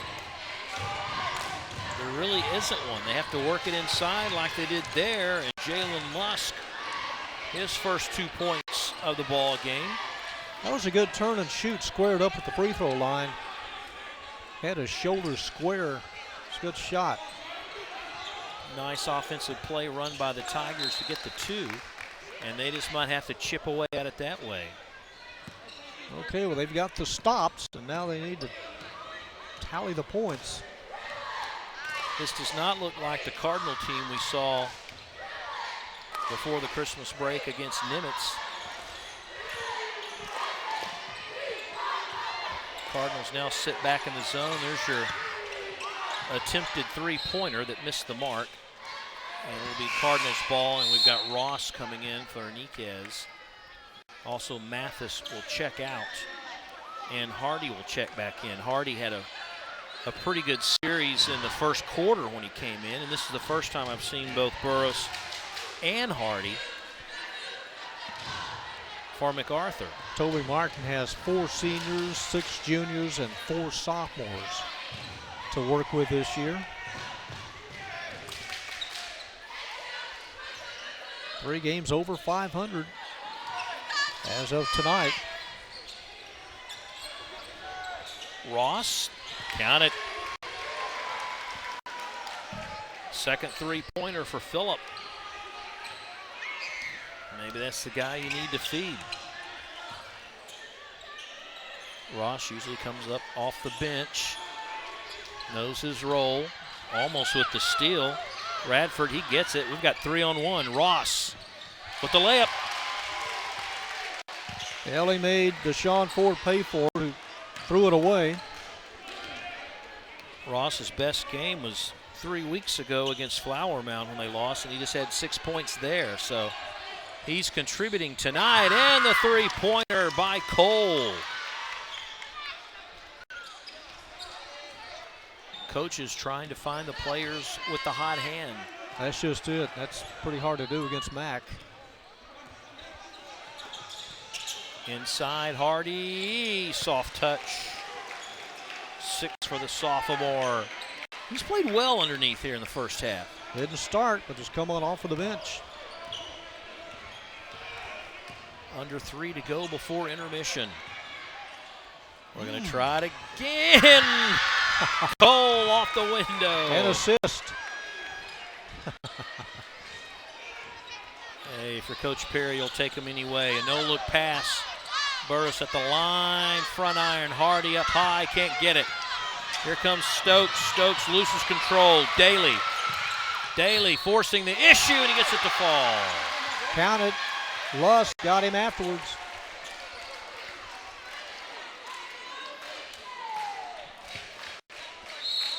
Another look at it as Daly picks it up just inside the midcourt stripe. Nice head fake on Lusk, got him to commit. And it went through the cylinder. One objective, and that is exactly what Davion Daly did. Someone in the lane, another chance. I was going to say, this is only the 3rd free throw attempt by MacArthur in the first half. Lane violation on the Tigers. We saw that 2 or 3 times in the girls' game before this one. Something about this end. Yep. It's a different color. It's blue and green. Yeah, the paint's got them all crazy.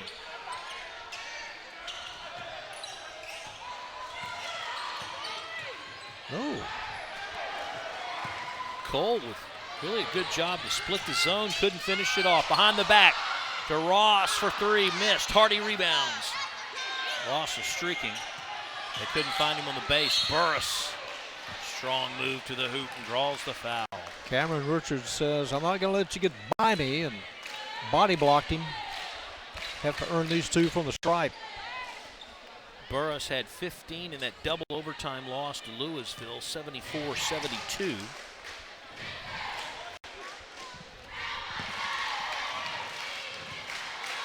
Only the 2nd free throw made in the first half by the Cardinals. And Burris will get 1 more. And nails it.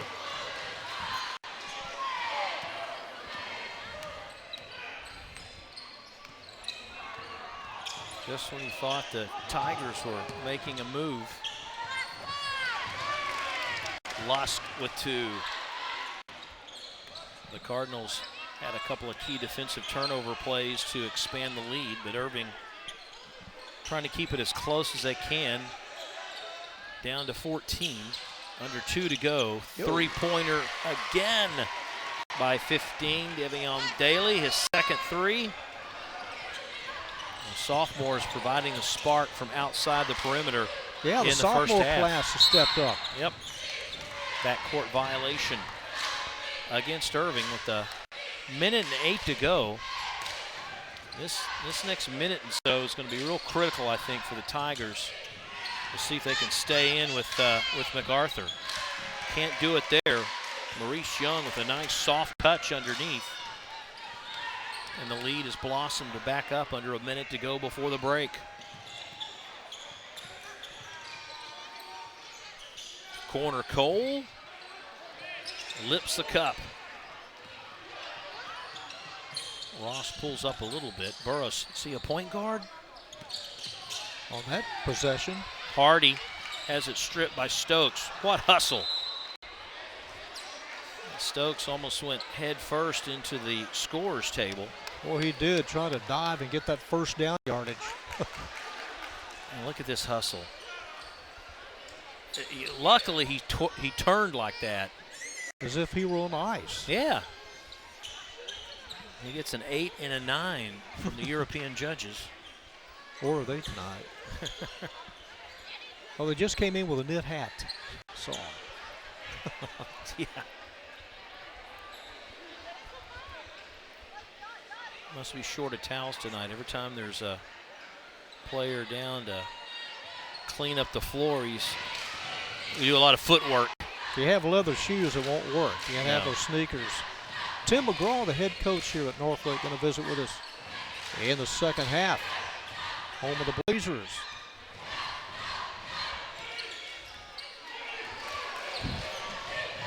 Well, let's see if MacArthur goes for the final shot.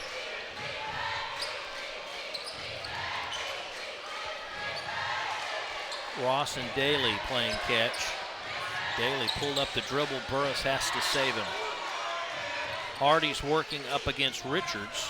Richards a little bigger, wide body compared to Hardy. Don't know if he can get free. Daly has it stripped, goes off the leg of a Tiger, I believe. Nope, they're going to say it went off Daly's. Yes, it is off the Tiger.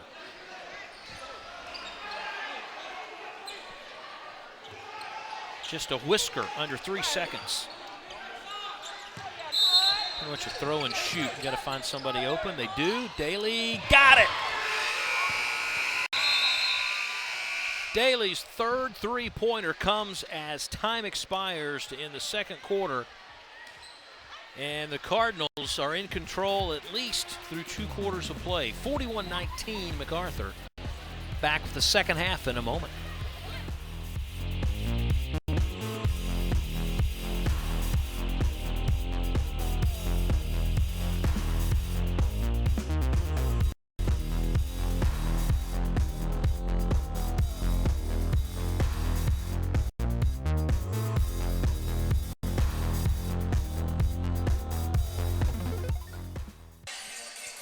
(41-19). The Cards outscoring Irving 22-15 in that second quarter, trying to go to 5-3 in district play, try to snap a 3-game losing streak also in the process. Well, the Cardinals got on the board first. Philip Ross, who started for Trey Mathis with a 3, then another 3 up top by Marcus Rigsby. The team had 6 3-pointers in the first half. They work it inside to Blake Burris, 2 of his 4 points.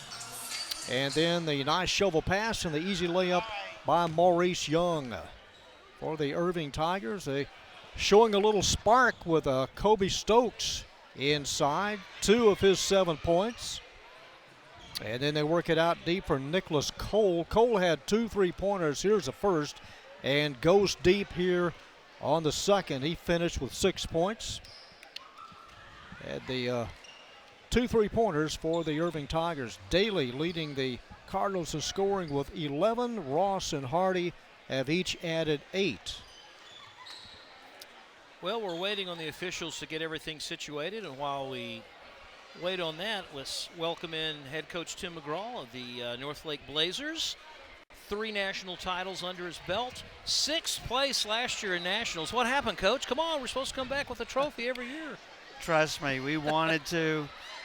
I would not say we had one of our more mature teams last year, and I think when we got up there, we weren't ready to play the first day, and we kind of assumed that we were it, and it didn't help us when we went to the banquet the night before it started, and they announced our team. They said, and this is Northlake College, and they're playing to win their 4th national championship, which would tie them for the most of junior college Division III for the most national championships. So right there, they painted the target right on our back, and every team was extremely motivated when it was their turn to play us. So we won 1 out of our 3 games. So we did lose to a good team out of Washington, D.C. Then we beat a Massachusetts team the second day, and then the third day we lost to a team out of New York State. And that was an extremely close game. And now, you're hosting, your college, your school's hosting Irving's because of the gymnasium issue, and right.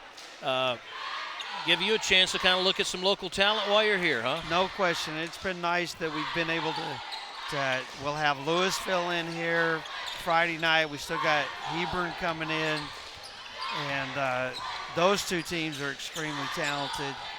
And so the thing that kind of, I'm not going to say hurts us, but like with MacArthur, for example, that they're playing so many younger kids, and which is great. We're glad they're here, and we're glad it's a good experience for them.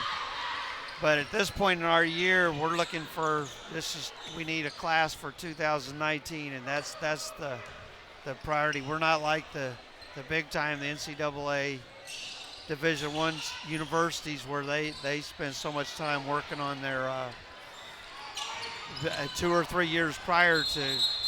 We have to live in our moment. It has to be a challenge for you because you know that the top echelon kids are going to go to a D1 school, and so you kind of have to, I don't know if you have a formula or what you do, but you kind of have to have an idea of what athlete you can go after and really you don't have a shot at, right? So you can kind of keep your through the timing years right. We have been able to kind of develop a definition of what kids are going to be full ride scholarship kids. But having said that, we're always recruiting kids that are on that line, and so typically our goal is to create a database of 100 kids that we've seen and believe in, we've made contact with, and we realize out of that 100, we'll probably lose 60 of those 100 to scholarship schools. We just don't know which of those 60 kids are going to get the scholarships. So, and another part of the process is we like to recruit kids to get transfers back. In other words, where they may go off to scholarship school for their freshman year and it doesn't really go well and they want to return to the Metroplex and play 1 year. So we've had good, what I'd call comeback kids. That's been a big part of us. Well, meanwhile, we're watching the teams rain in some threes. We've got, 4 threes, John, in the first couple of minutes here of the third quarter, and things started off really sluggish for Irving in the first period of play, but now both teams are finding the outside shot a little bit. Well, they're passing the ball a lot better. That's the big key. I mean, what people don't realize, if you're going to get the vast majority of open threes are the result of 1 or 2 really good passes prior to the shot. Yeah, you don't notice that. You seem to always think about the guy that made the 3 points. Right. And not what led up to it.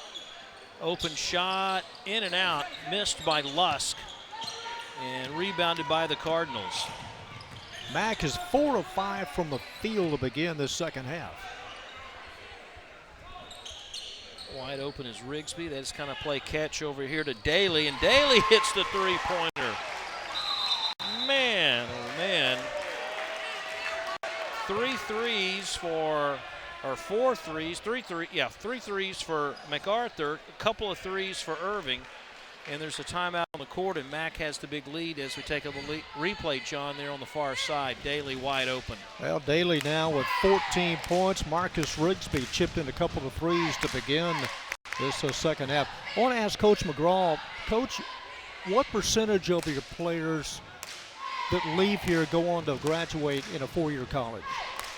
Well, the best way I can answer, I don't think I put a graduation number on it, but we're very proud that in the past 20 plus years that we've had over 90% of the kids that we've had here who continued on to go to 4-year universities as students. Now that doesn't mean all of them played on the team where they went to that particular university, but we're at least 90% on that, and that's something I really monitor and keep up with. We've had 91 kids who played for us and went on and played at a 4-year university after leaving us. So that's another thing we really monitor. It's a great hobby for myself just to keep up with where they are and how they're doing in each of their games as they've left us. In fact, at one point we've had 16 kids go play professionally, and at one point we had 2 kids in the NBA developmental league at the same time. And it was really clever. One time those 2 kids, their teams played one another on NBA TV, so I got to watch that, and that was definitely a high point for me to get to see those kids play at that high level. Kobe Stokes with the turnover, the 5-second call. It was 41-19 at the break. As we're almost halfway through quarter number 3. In 17, you won it all. Did you have to drive the bus back home? Or they let somebody else drive for you? We flew to Minnesota in fact, our first, so we flew to Minnesota, and all of our other national tournament trips, the other 5 of those were in New York. So we really like the Minnesota. That's where our national tournament this year is, in Minnesota. We'd love to go back there. Rochester, Minnesota is where the Mayo Clinic is. Right. It's a beautiful city. It's a very, very nice city. And we definitely prefer that over all the New York venues we've gone to. But we've got some work we need to do before that hits. Another three-pointer by Daly, 2 here in the third quarter. And it's a 30-point MacArthur lead. MacArthur won handily to start the season against Irving. And they're opening up here. You ever wish high school had a shot clock? Every time I watch a high school game, I think that is just so drastically needed. It's not half as hard to administrate as people want to say. I think it's a beautiful thing. People often ask me why I don't have an interest in returning to coach high school level. And I mean, probably the number one thing I'd say all the time is just the shot clock. It makes the game, it's so much smoother, and it so helps kids prepare for the collegiate level. To my knowledge, California is the only state that has high school shot clock. And one of my former assistant coaches went on and he coached at San Jose State out there, and he was telling me it was just amazing how much more ready for college basketball the California kids are than all of the other places. Nice shot by Kobe Stokes.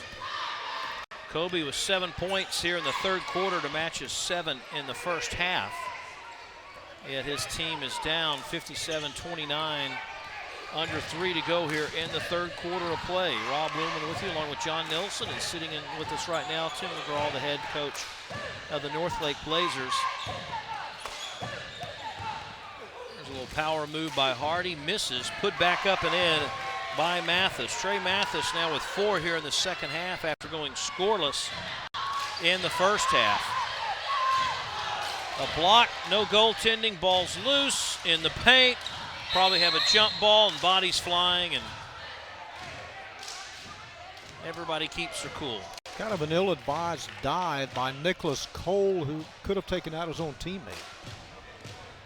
In the girls' game, we saw one teammate for Irving kick her teammate in the face with her shoe after going after a wild shot.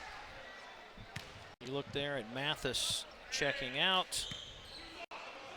Stephen Perry before the game told me just what a crazy and different year this has been for his club.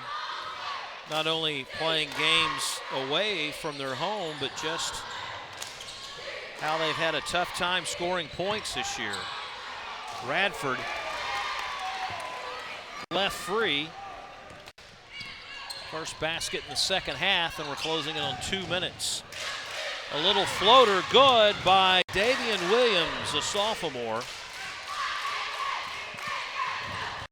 And Irving's got to do more than trade baskets if they're going to get anywhere near this MacArthur team. Rigsby out to the top with a point, missed by Maurice Young, and Kobe Stokes drags down the rebound, stolen right back. Stokes is going to dive for it. That guy hustles.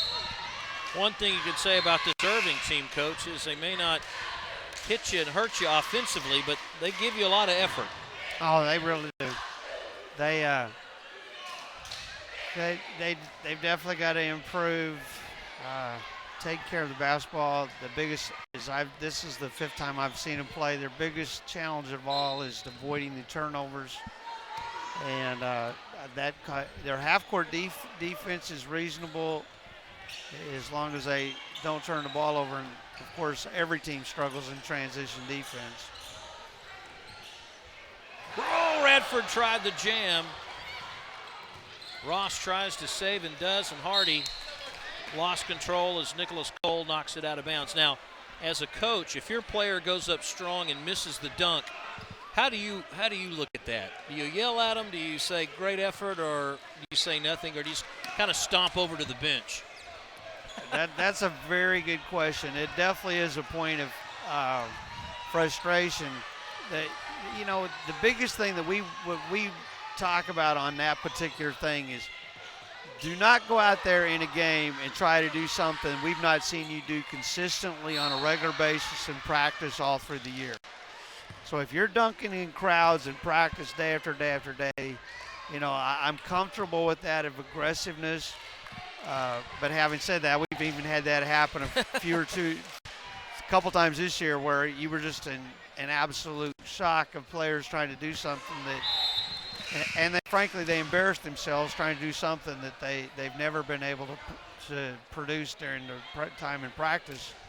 So that's my take on it, and that goes for three-point shooting as well. It's like, just because 400 people are watching you play doesn't mean that's the time to try to do something that you've not proven to all of us right here that you can capably do. They get caught up in the moment, don't they? Sometimes. Boy, they do. They do, and you know, but that's the joy of sports. You know, when you get the people to come out to watch you perform, and you want to, you know, you spend all those days and on the practice floor, and we tell our players we really don't have practice. Every day's game day. We run the scoreboard every day. We run the shot clock every day. Everything we're doing is competitive. Every little shooting drill is competitive, and so we try to really keep them focused that way. But having said that, it's still a challenge to get kids to consistently play smart, and intelligence in the game basketball is not emphasized enough. And I feel like the players that win big, the teams that win big, are the teams that are able to use their athleticism skills along with their with making intelligent plays. Basketball is a very hard game, and people don't realize it. They watch all the pros play, and it just looks so smooth and so easy. They just don't realize just how challenging it all is. It's hard to be consistent. I mean, you see the guys, and you know, for a minute and a half or so, these guys are shooting lights out, and the next thing they can't hit anything. Well, that's the joy of defense. It can make you look, a quality defense can make a lot of people lose their consistency real quick. So, well, we've got a timeout. There's about 47 seconds left here in the third quarter, and it's either, well, I guess somebody bleeding or something. They're cleaning up the side of the court right in front of the MacArthur bench.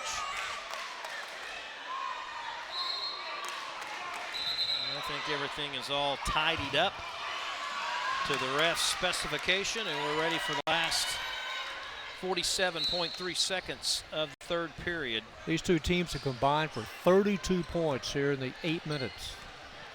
It has definitely been a high scoring. It's how we thought the first quarter would start, John. Yeah. And they waited to the third. Picked off by LeBeau. He goes to the layup, and this is a three-point opportunity. Joe LeBeau, we have not called his name out this season. He's a 5'9" junior, and he's getting some playing time for Coach Martin against the Tigers. Isn't this a great crowd out here tonight? It is, isn't it? Really It's fun. It's a real credit to the two schools that they've got this many out here for a high school basketball game. As I get to go watch so many games all through the Metroplex and down in Houston and San Antonio area as well.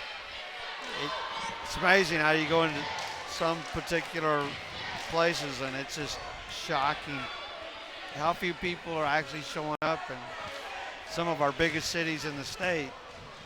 So it's a credit to see the MacArthur and Irving High School support their teams like this.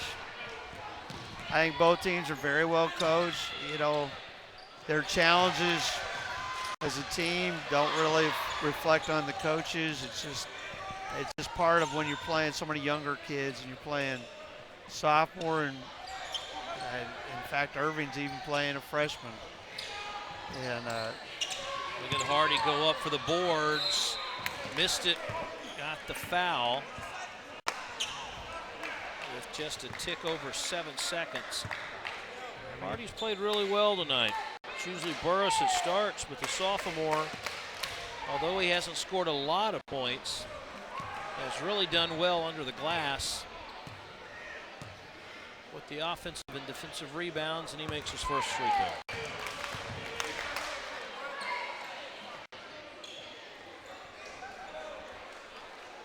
This game started off with MacArthur getting in foul trouble, but it didn't come back to hurt him like it did against Louisville in that double overtime loss.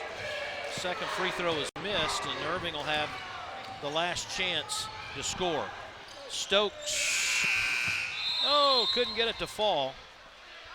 And we finished 3 quarters of play. Our score, MacArthur 66, Irving 34. Back at the final quarter in a moment.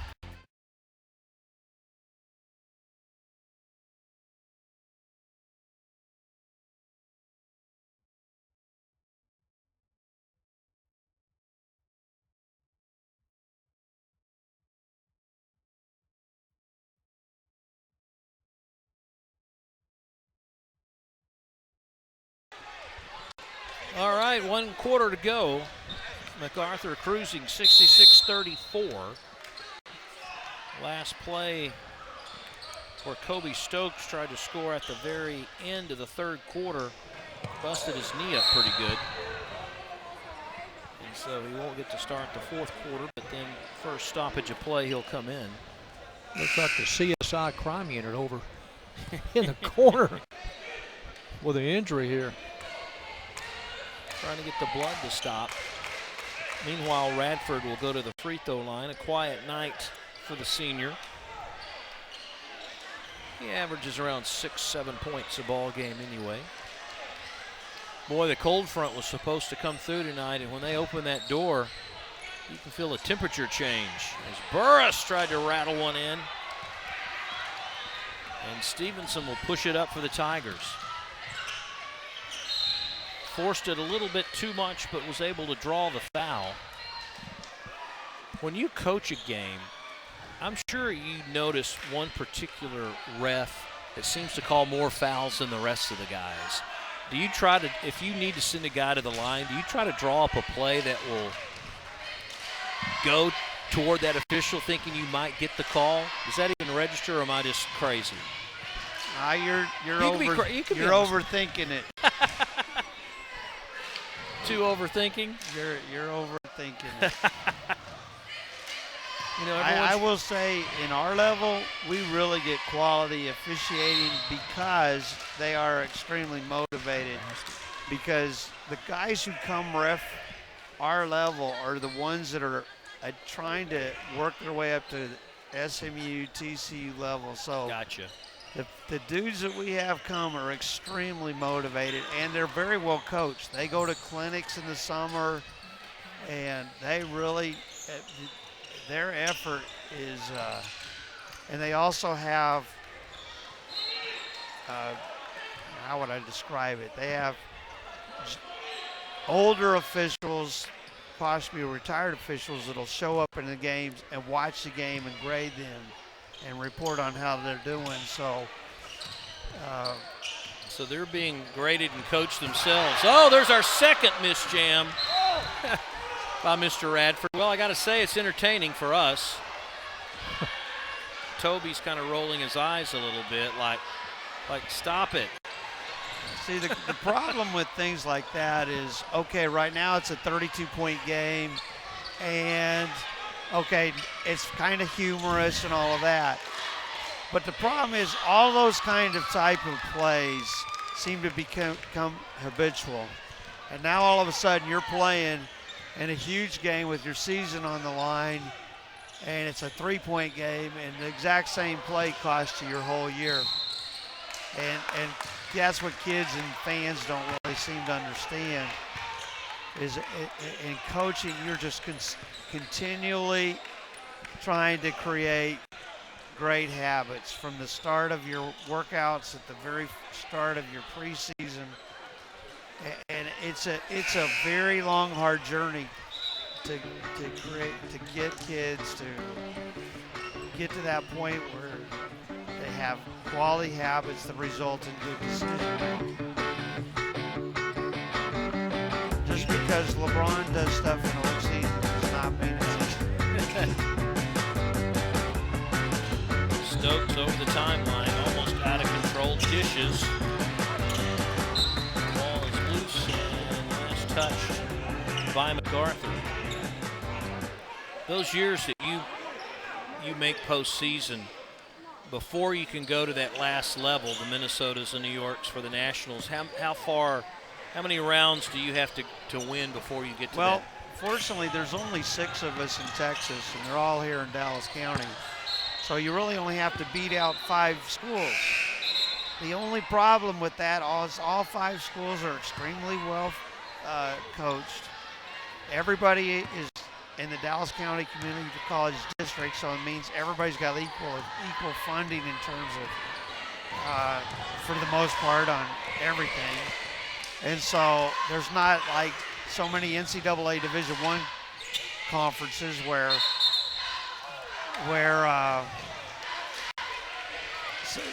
teams are out there and one has tremendous advantages in terms of more funding for their program than others, and there's some schools that always finish at the very bottom half of their conference, whereas all 6 of us are extremely competitive and well coached. All coaching staffs work extremely hard. The experience of going to our national tournament is so spectacular that it really keeps everybody motivated and starving to do it. But only 1 out of the 6 gets to do it. It's not like the high school scenario where 4 teams advance to postseason. So right, you've really got to come in and then you've got to compete in your 10 conference games, and then we have our postseason tournament, and we've got one other little unique wrinkle that if the postseason tournament is different than the regular season tournament, then there is one final game between the regular season champion and the postseason tournament champion to determine which team will go to nationals. So Kobe Stokes with the 3-pointer, his second of the second half. It's a shame he doesn't have a couple more offensive teammates that he can work with that are capable of scoring, because I think I think he could generate a lot of assists if he really had offensive strong teammates to throw it to. Ross with the 3-pointer. Fifth 3-pointer for Mac here in the second half. Team 3-pointer number 10.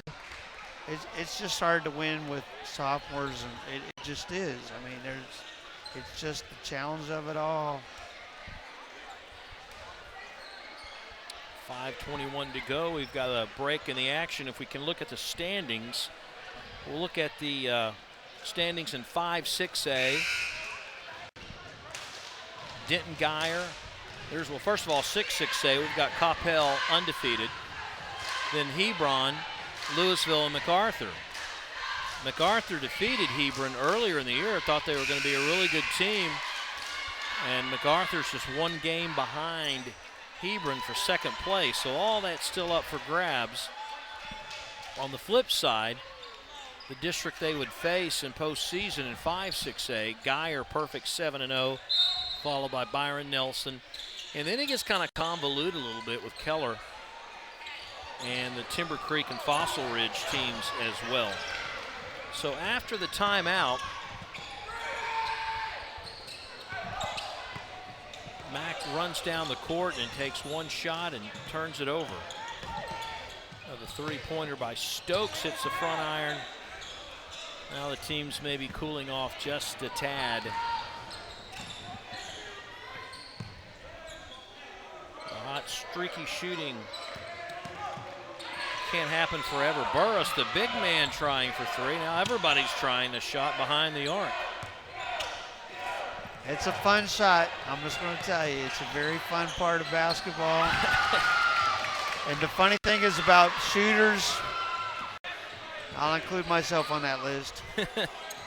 You always remember the ones you make, and it seems so fun and easy. You forget all the 75% you missed. True. What is it? If you can hit 30% of your three-pointers, you're doing good? 33% is equal to 50% on twos. So that's kind of a standard that college coaches look at as tolerable, acceptable. I can't say I've got all my guys at that level either. But. Kick it out, back to Stokes. Stokes will go for three again. Ball loose and tipped around and picked up by Williams. That hit the window, but there was a foul away from the action, offensive foul on the rebound against Irving. 17 three-pointers combined tonight. If you'd have asked me that before the game, I'd have said you're crazy. I think Burris might have fouled out. It's 51 points tonight just for threes.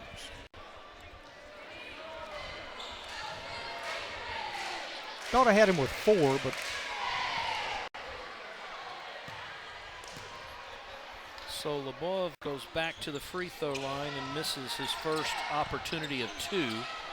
Both just the visitors, just MacArthur's in the bonus. Only 3 team fouls in the second half. One and done again for Irving. Ross pushing it up the court in a hurry. Leboev over here to the near side. Perfectly done as Barnes hits his first 2 points, and the bench goes crazy as Barnes, seldom used, gets an opportunity to score. he becomes the 11th different player to score tonight for the Cards. And the MacArthur faithful having a good time now. And Coach Martin, I believe, is able to bring in another player, Nick Jones, that is seldom used, and the kids that play a lot are excited to see their teammates get an opportunity to play here with 3:22 to go in the ball game. Free throw made by Stokes. Ross will set down. Nick Jones will come out and play. Coach Perry not in a position like his counterpart. Only about 4 guys on the bench to choose from. Stokes makes both free throws. He has made 5 out of 6 from the free throw line and a couple of 3-pointers as well. And let's see if MacArthur just wants to milk the clock a little bit. Well, if you're the new guy, you want to get on the boards. They just do it now. Yeah. Barnes wants to go back for another chance at the free throw line. Well, they're always a good game when the 2 Irving schools meet, and a good turnout by both as well.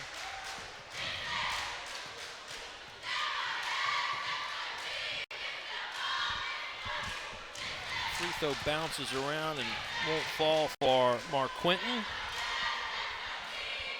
a 6-foot senior. All that work at practice. He finally gets a chance to come out. Missed them both.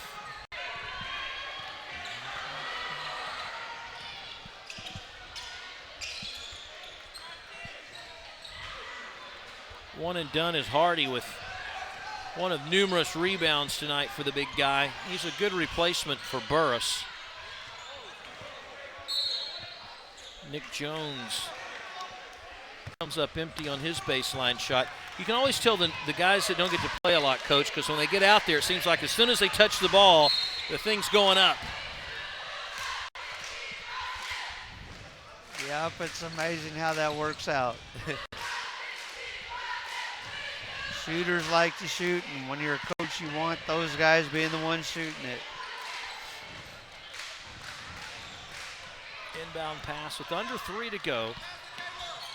Stokes, he doesn't care who's in his way, and if you're the guy trying to draw the charge and you see Stokes barreling your direction, it takes a little moxie to try to take the charge.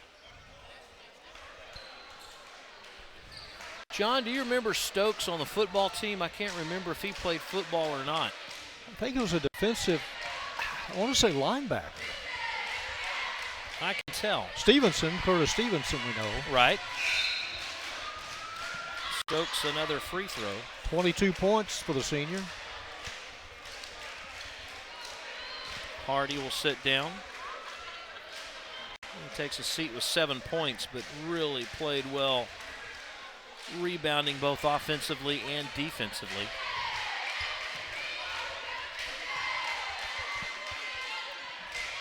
I've got a good trivia question for all of your Irving Old Faithful. If they All are right. aware, all of the Irving Old Faithful, if I wonder how many people are aware that a former Irving Tiger is now one of the top up-and-coming NCAA Division I head coaches in basketball. Let's see. That was as the back is good on the flip side by Cole. And Cole's going to go for the three-point play. Was he at Missouri at one time? No, I'm talking about Grant McCaslin, the head coach at University of North Texas. Yes. He played back, I'm estimating now, 93, 94, 95 for the Irving Tigers, and then went on and played at Baylor and has worked his way up. I think last time I looked, I think North Texas is 16-2. Yes. Lost a heartbreaker down in San Antonio about a week that's ago. right. But Coach McCaslin is just incredible. Very talented coach. It's going to have a long history in this. And Wasn't he at Arkansas State before North Texas? Yes, he was there. He was an assistant at Baylor for, I'm guessing, 10 years. He was an extremely successful junior college coach, and Irving can be very, very proud of him. Yep, the Mean Green off to a great start. Stolen away by Stokes.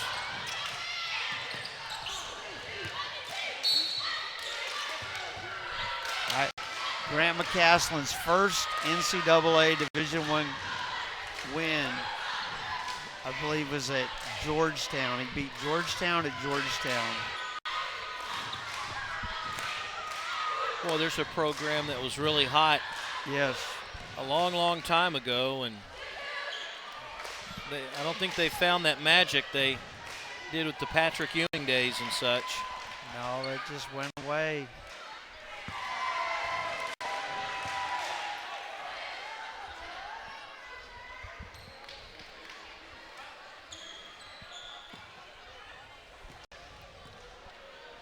.35 to go, and Barnes hits both of those free throws after missing his first two.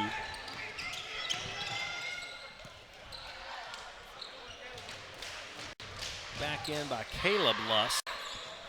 He's got a respectable 8 points. Now this would be a good time to mention that the best game of the night was the boys junior varsity game that was won at the buzzer by Irving MacArthur, and both teams played very hard and a lot of pride in that game. I was proud to see the JV kids get out and play so competitively. Yeah, Irving fought really hard to get back in that game. Yes, they were. They were behind and they came back and really represented their school really well, and the crowd was really into it the last couple minutes of the game. And Irving got off, although it was a long shot, it was right on point. Yes. To try to win it. Almost was a buzzer beater from midcourt. MacArthur content. And until a foul is committed by Cole.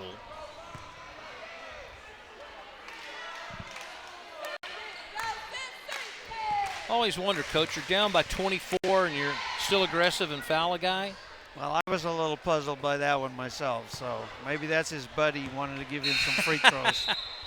Possibly. Doing a favor for him. Curtis Stevenson wanting to check in, and now, I guess because his shirt was untucked, they wouldn't let him in. Free throw by LeBeau. And we're under a minute. And the 3-game losing streak will be over for MacArthur.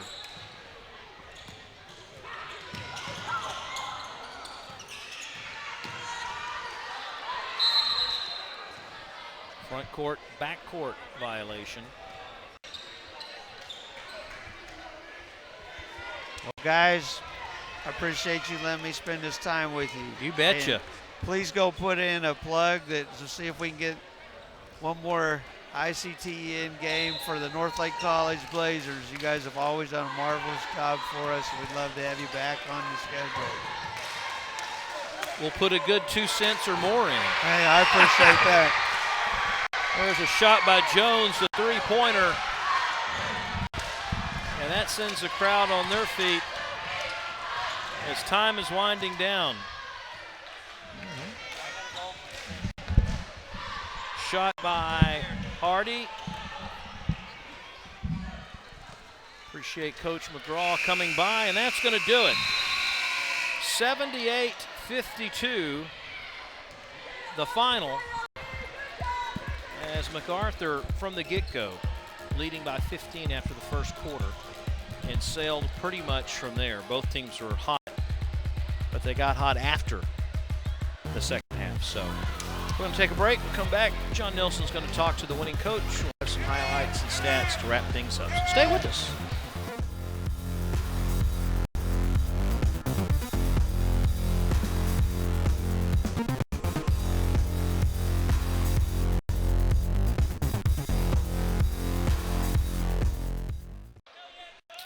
Well, a big win for MacArthur. They get off the schneid and they get a victory. And with the winning coach is John Nelson. John? Cards win at 78-52 with head coach Toby Martin. Coach, nice way to snap a 3-game losing streak. Yeah, it is. We finally came in and shot the ball well. What does it take to have the game here? Both teams travel on the road. It's a home game for Irving, so logistically it's kind of a tough deal, isn't it? It is tough, especially when it's the first time you've seen this gym. I mean, you know, we got to prepare like we're going to play anywhere, and I felt like we had a good couple days of practice, and it really showed tonight shooting the ball. I thought your defense played well in the first 8 minutes. They did. They came out and tried to set the tone. I mean, we stressed defense and pressure, trying to get something easy going towards the basket so that we didn't come out and shoot a bunch of threes and you know, kind of get behind like that. Two teams combined for 40 points in the third quarter. You were 6 of 7 from the field to begin that third quarter. When they're hitting, they can be dangerous. I thought Kenneth Hardy played well on both ends. Oh, no, Kenneth Hardy is going to be really great for us over the next couple of years. I mean, he's young, he's strong. He's about 6'4.5", and he's still growing. And, you know, he's only really been playing basketball since the 8th grade, so he's developed a lot in the last 2-3 years. Coach, it's late January. Where is this team offensively and defensively, where they need to be in the final 3 weeks? I think we're still scratching the surface. I mean, 3 of our core guys are sophomores. So once we can get them, when they're all on the same page, we're a tough out. Coach, appreciate it. I appreciate you. Thank you. All right, Cards win it. Rob, back to you.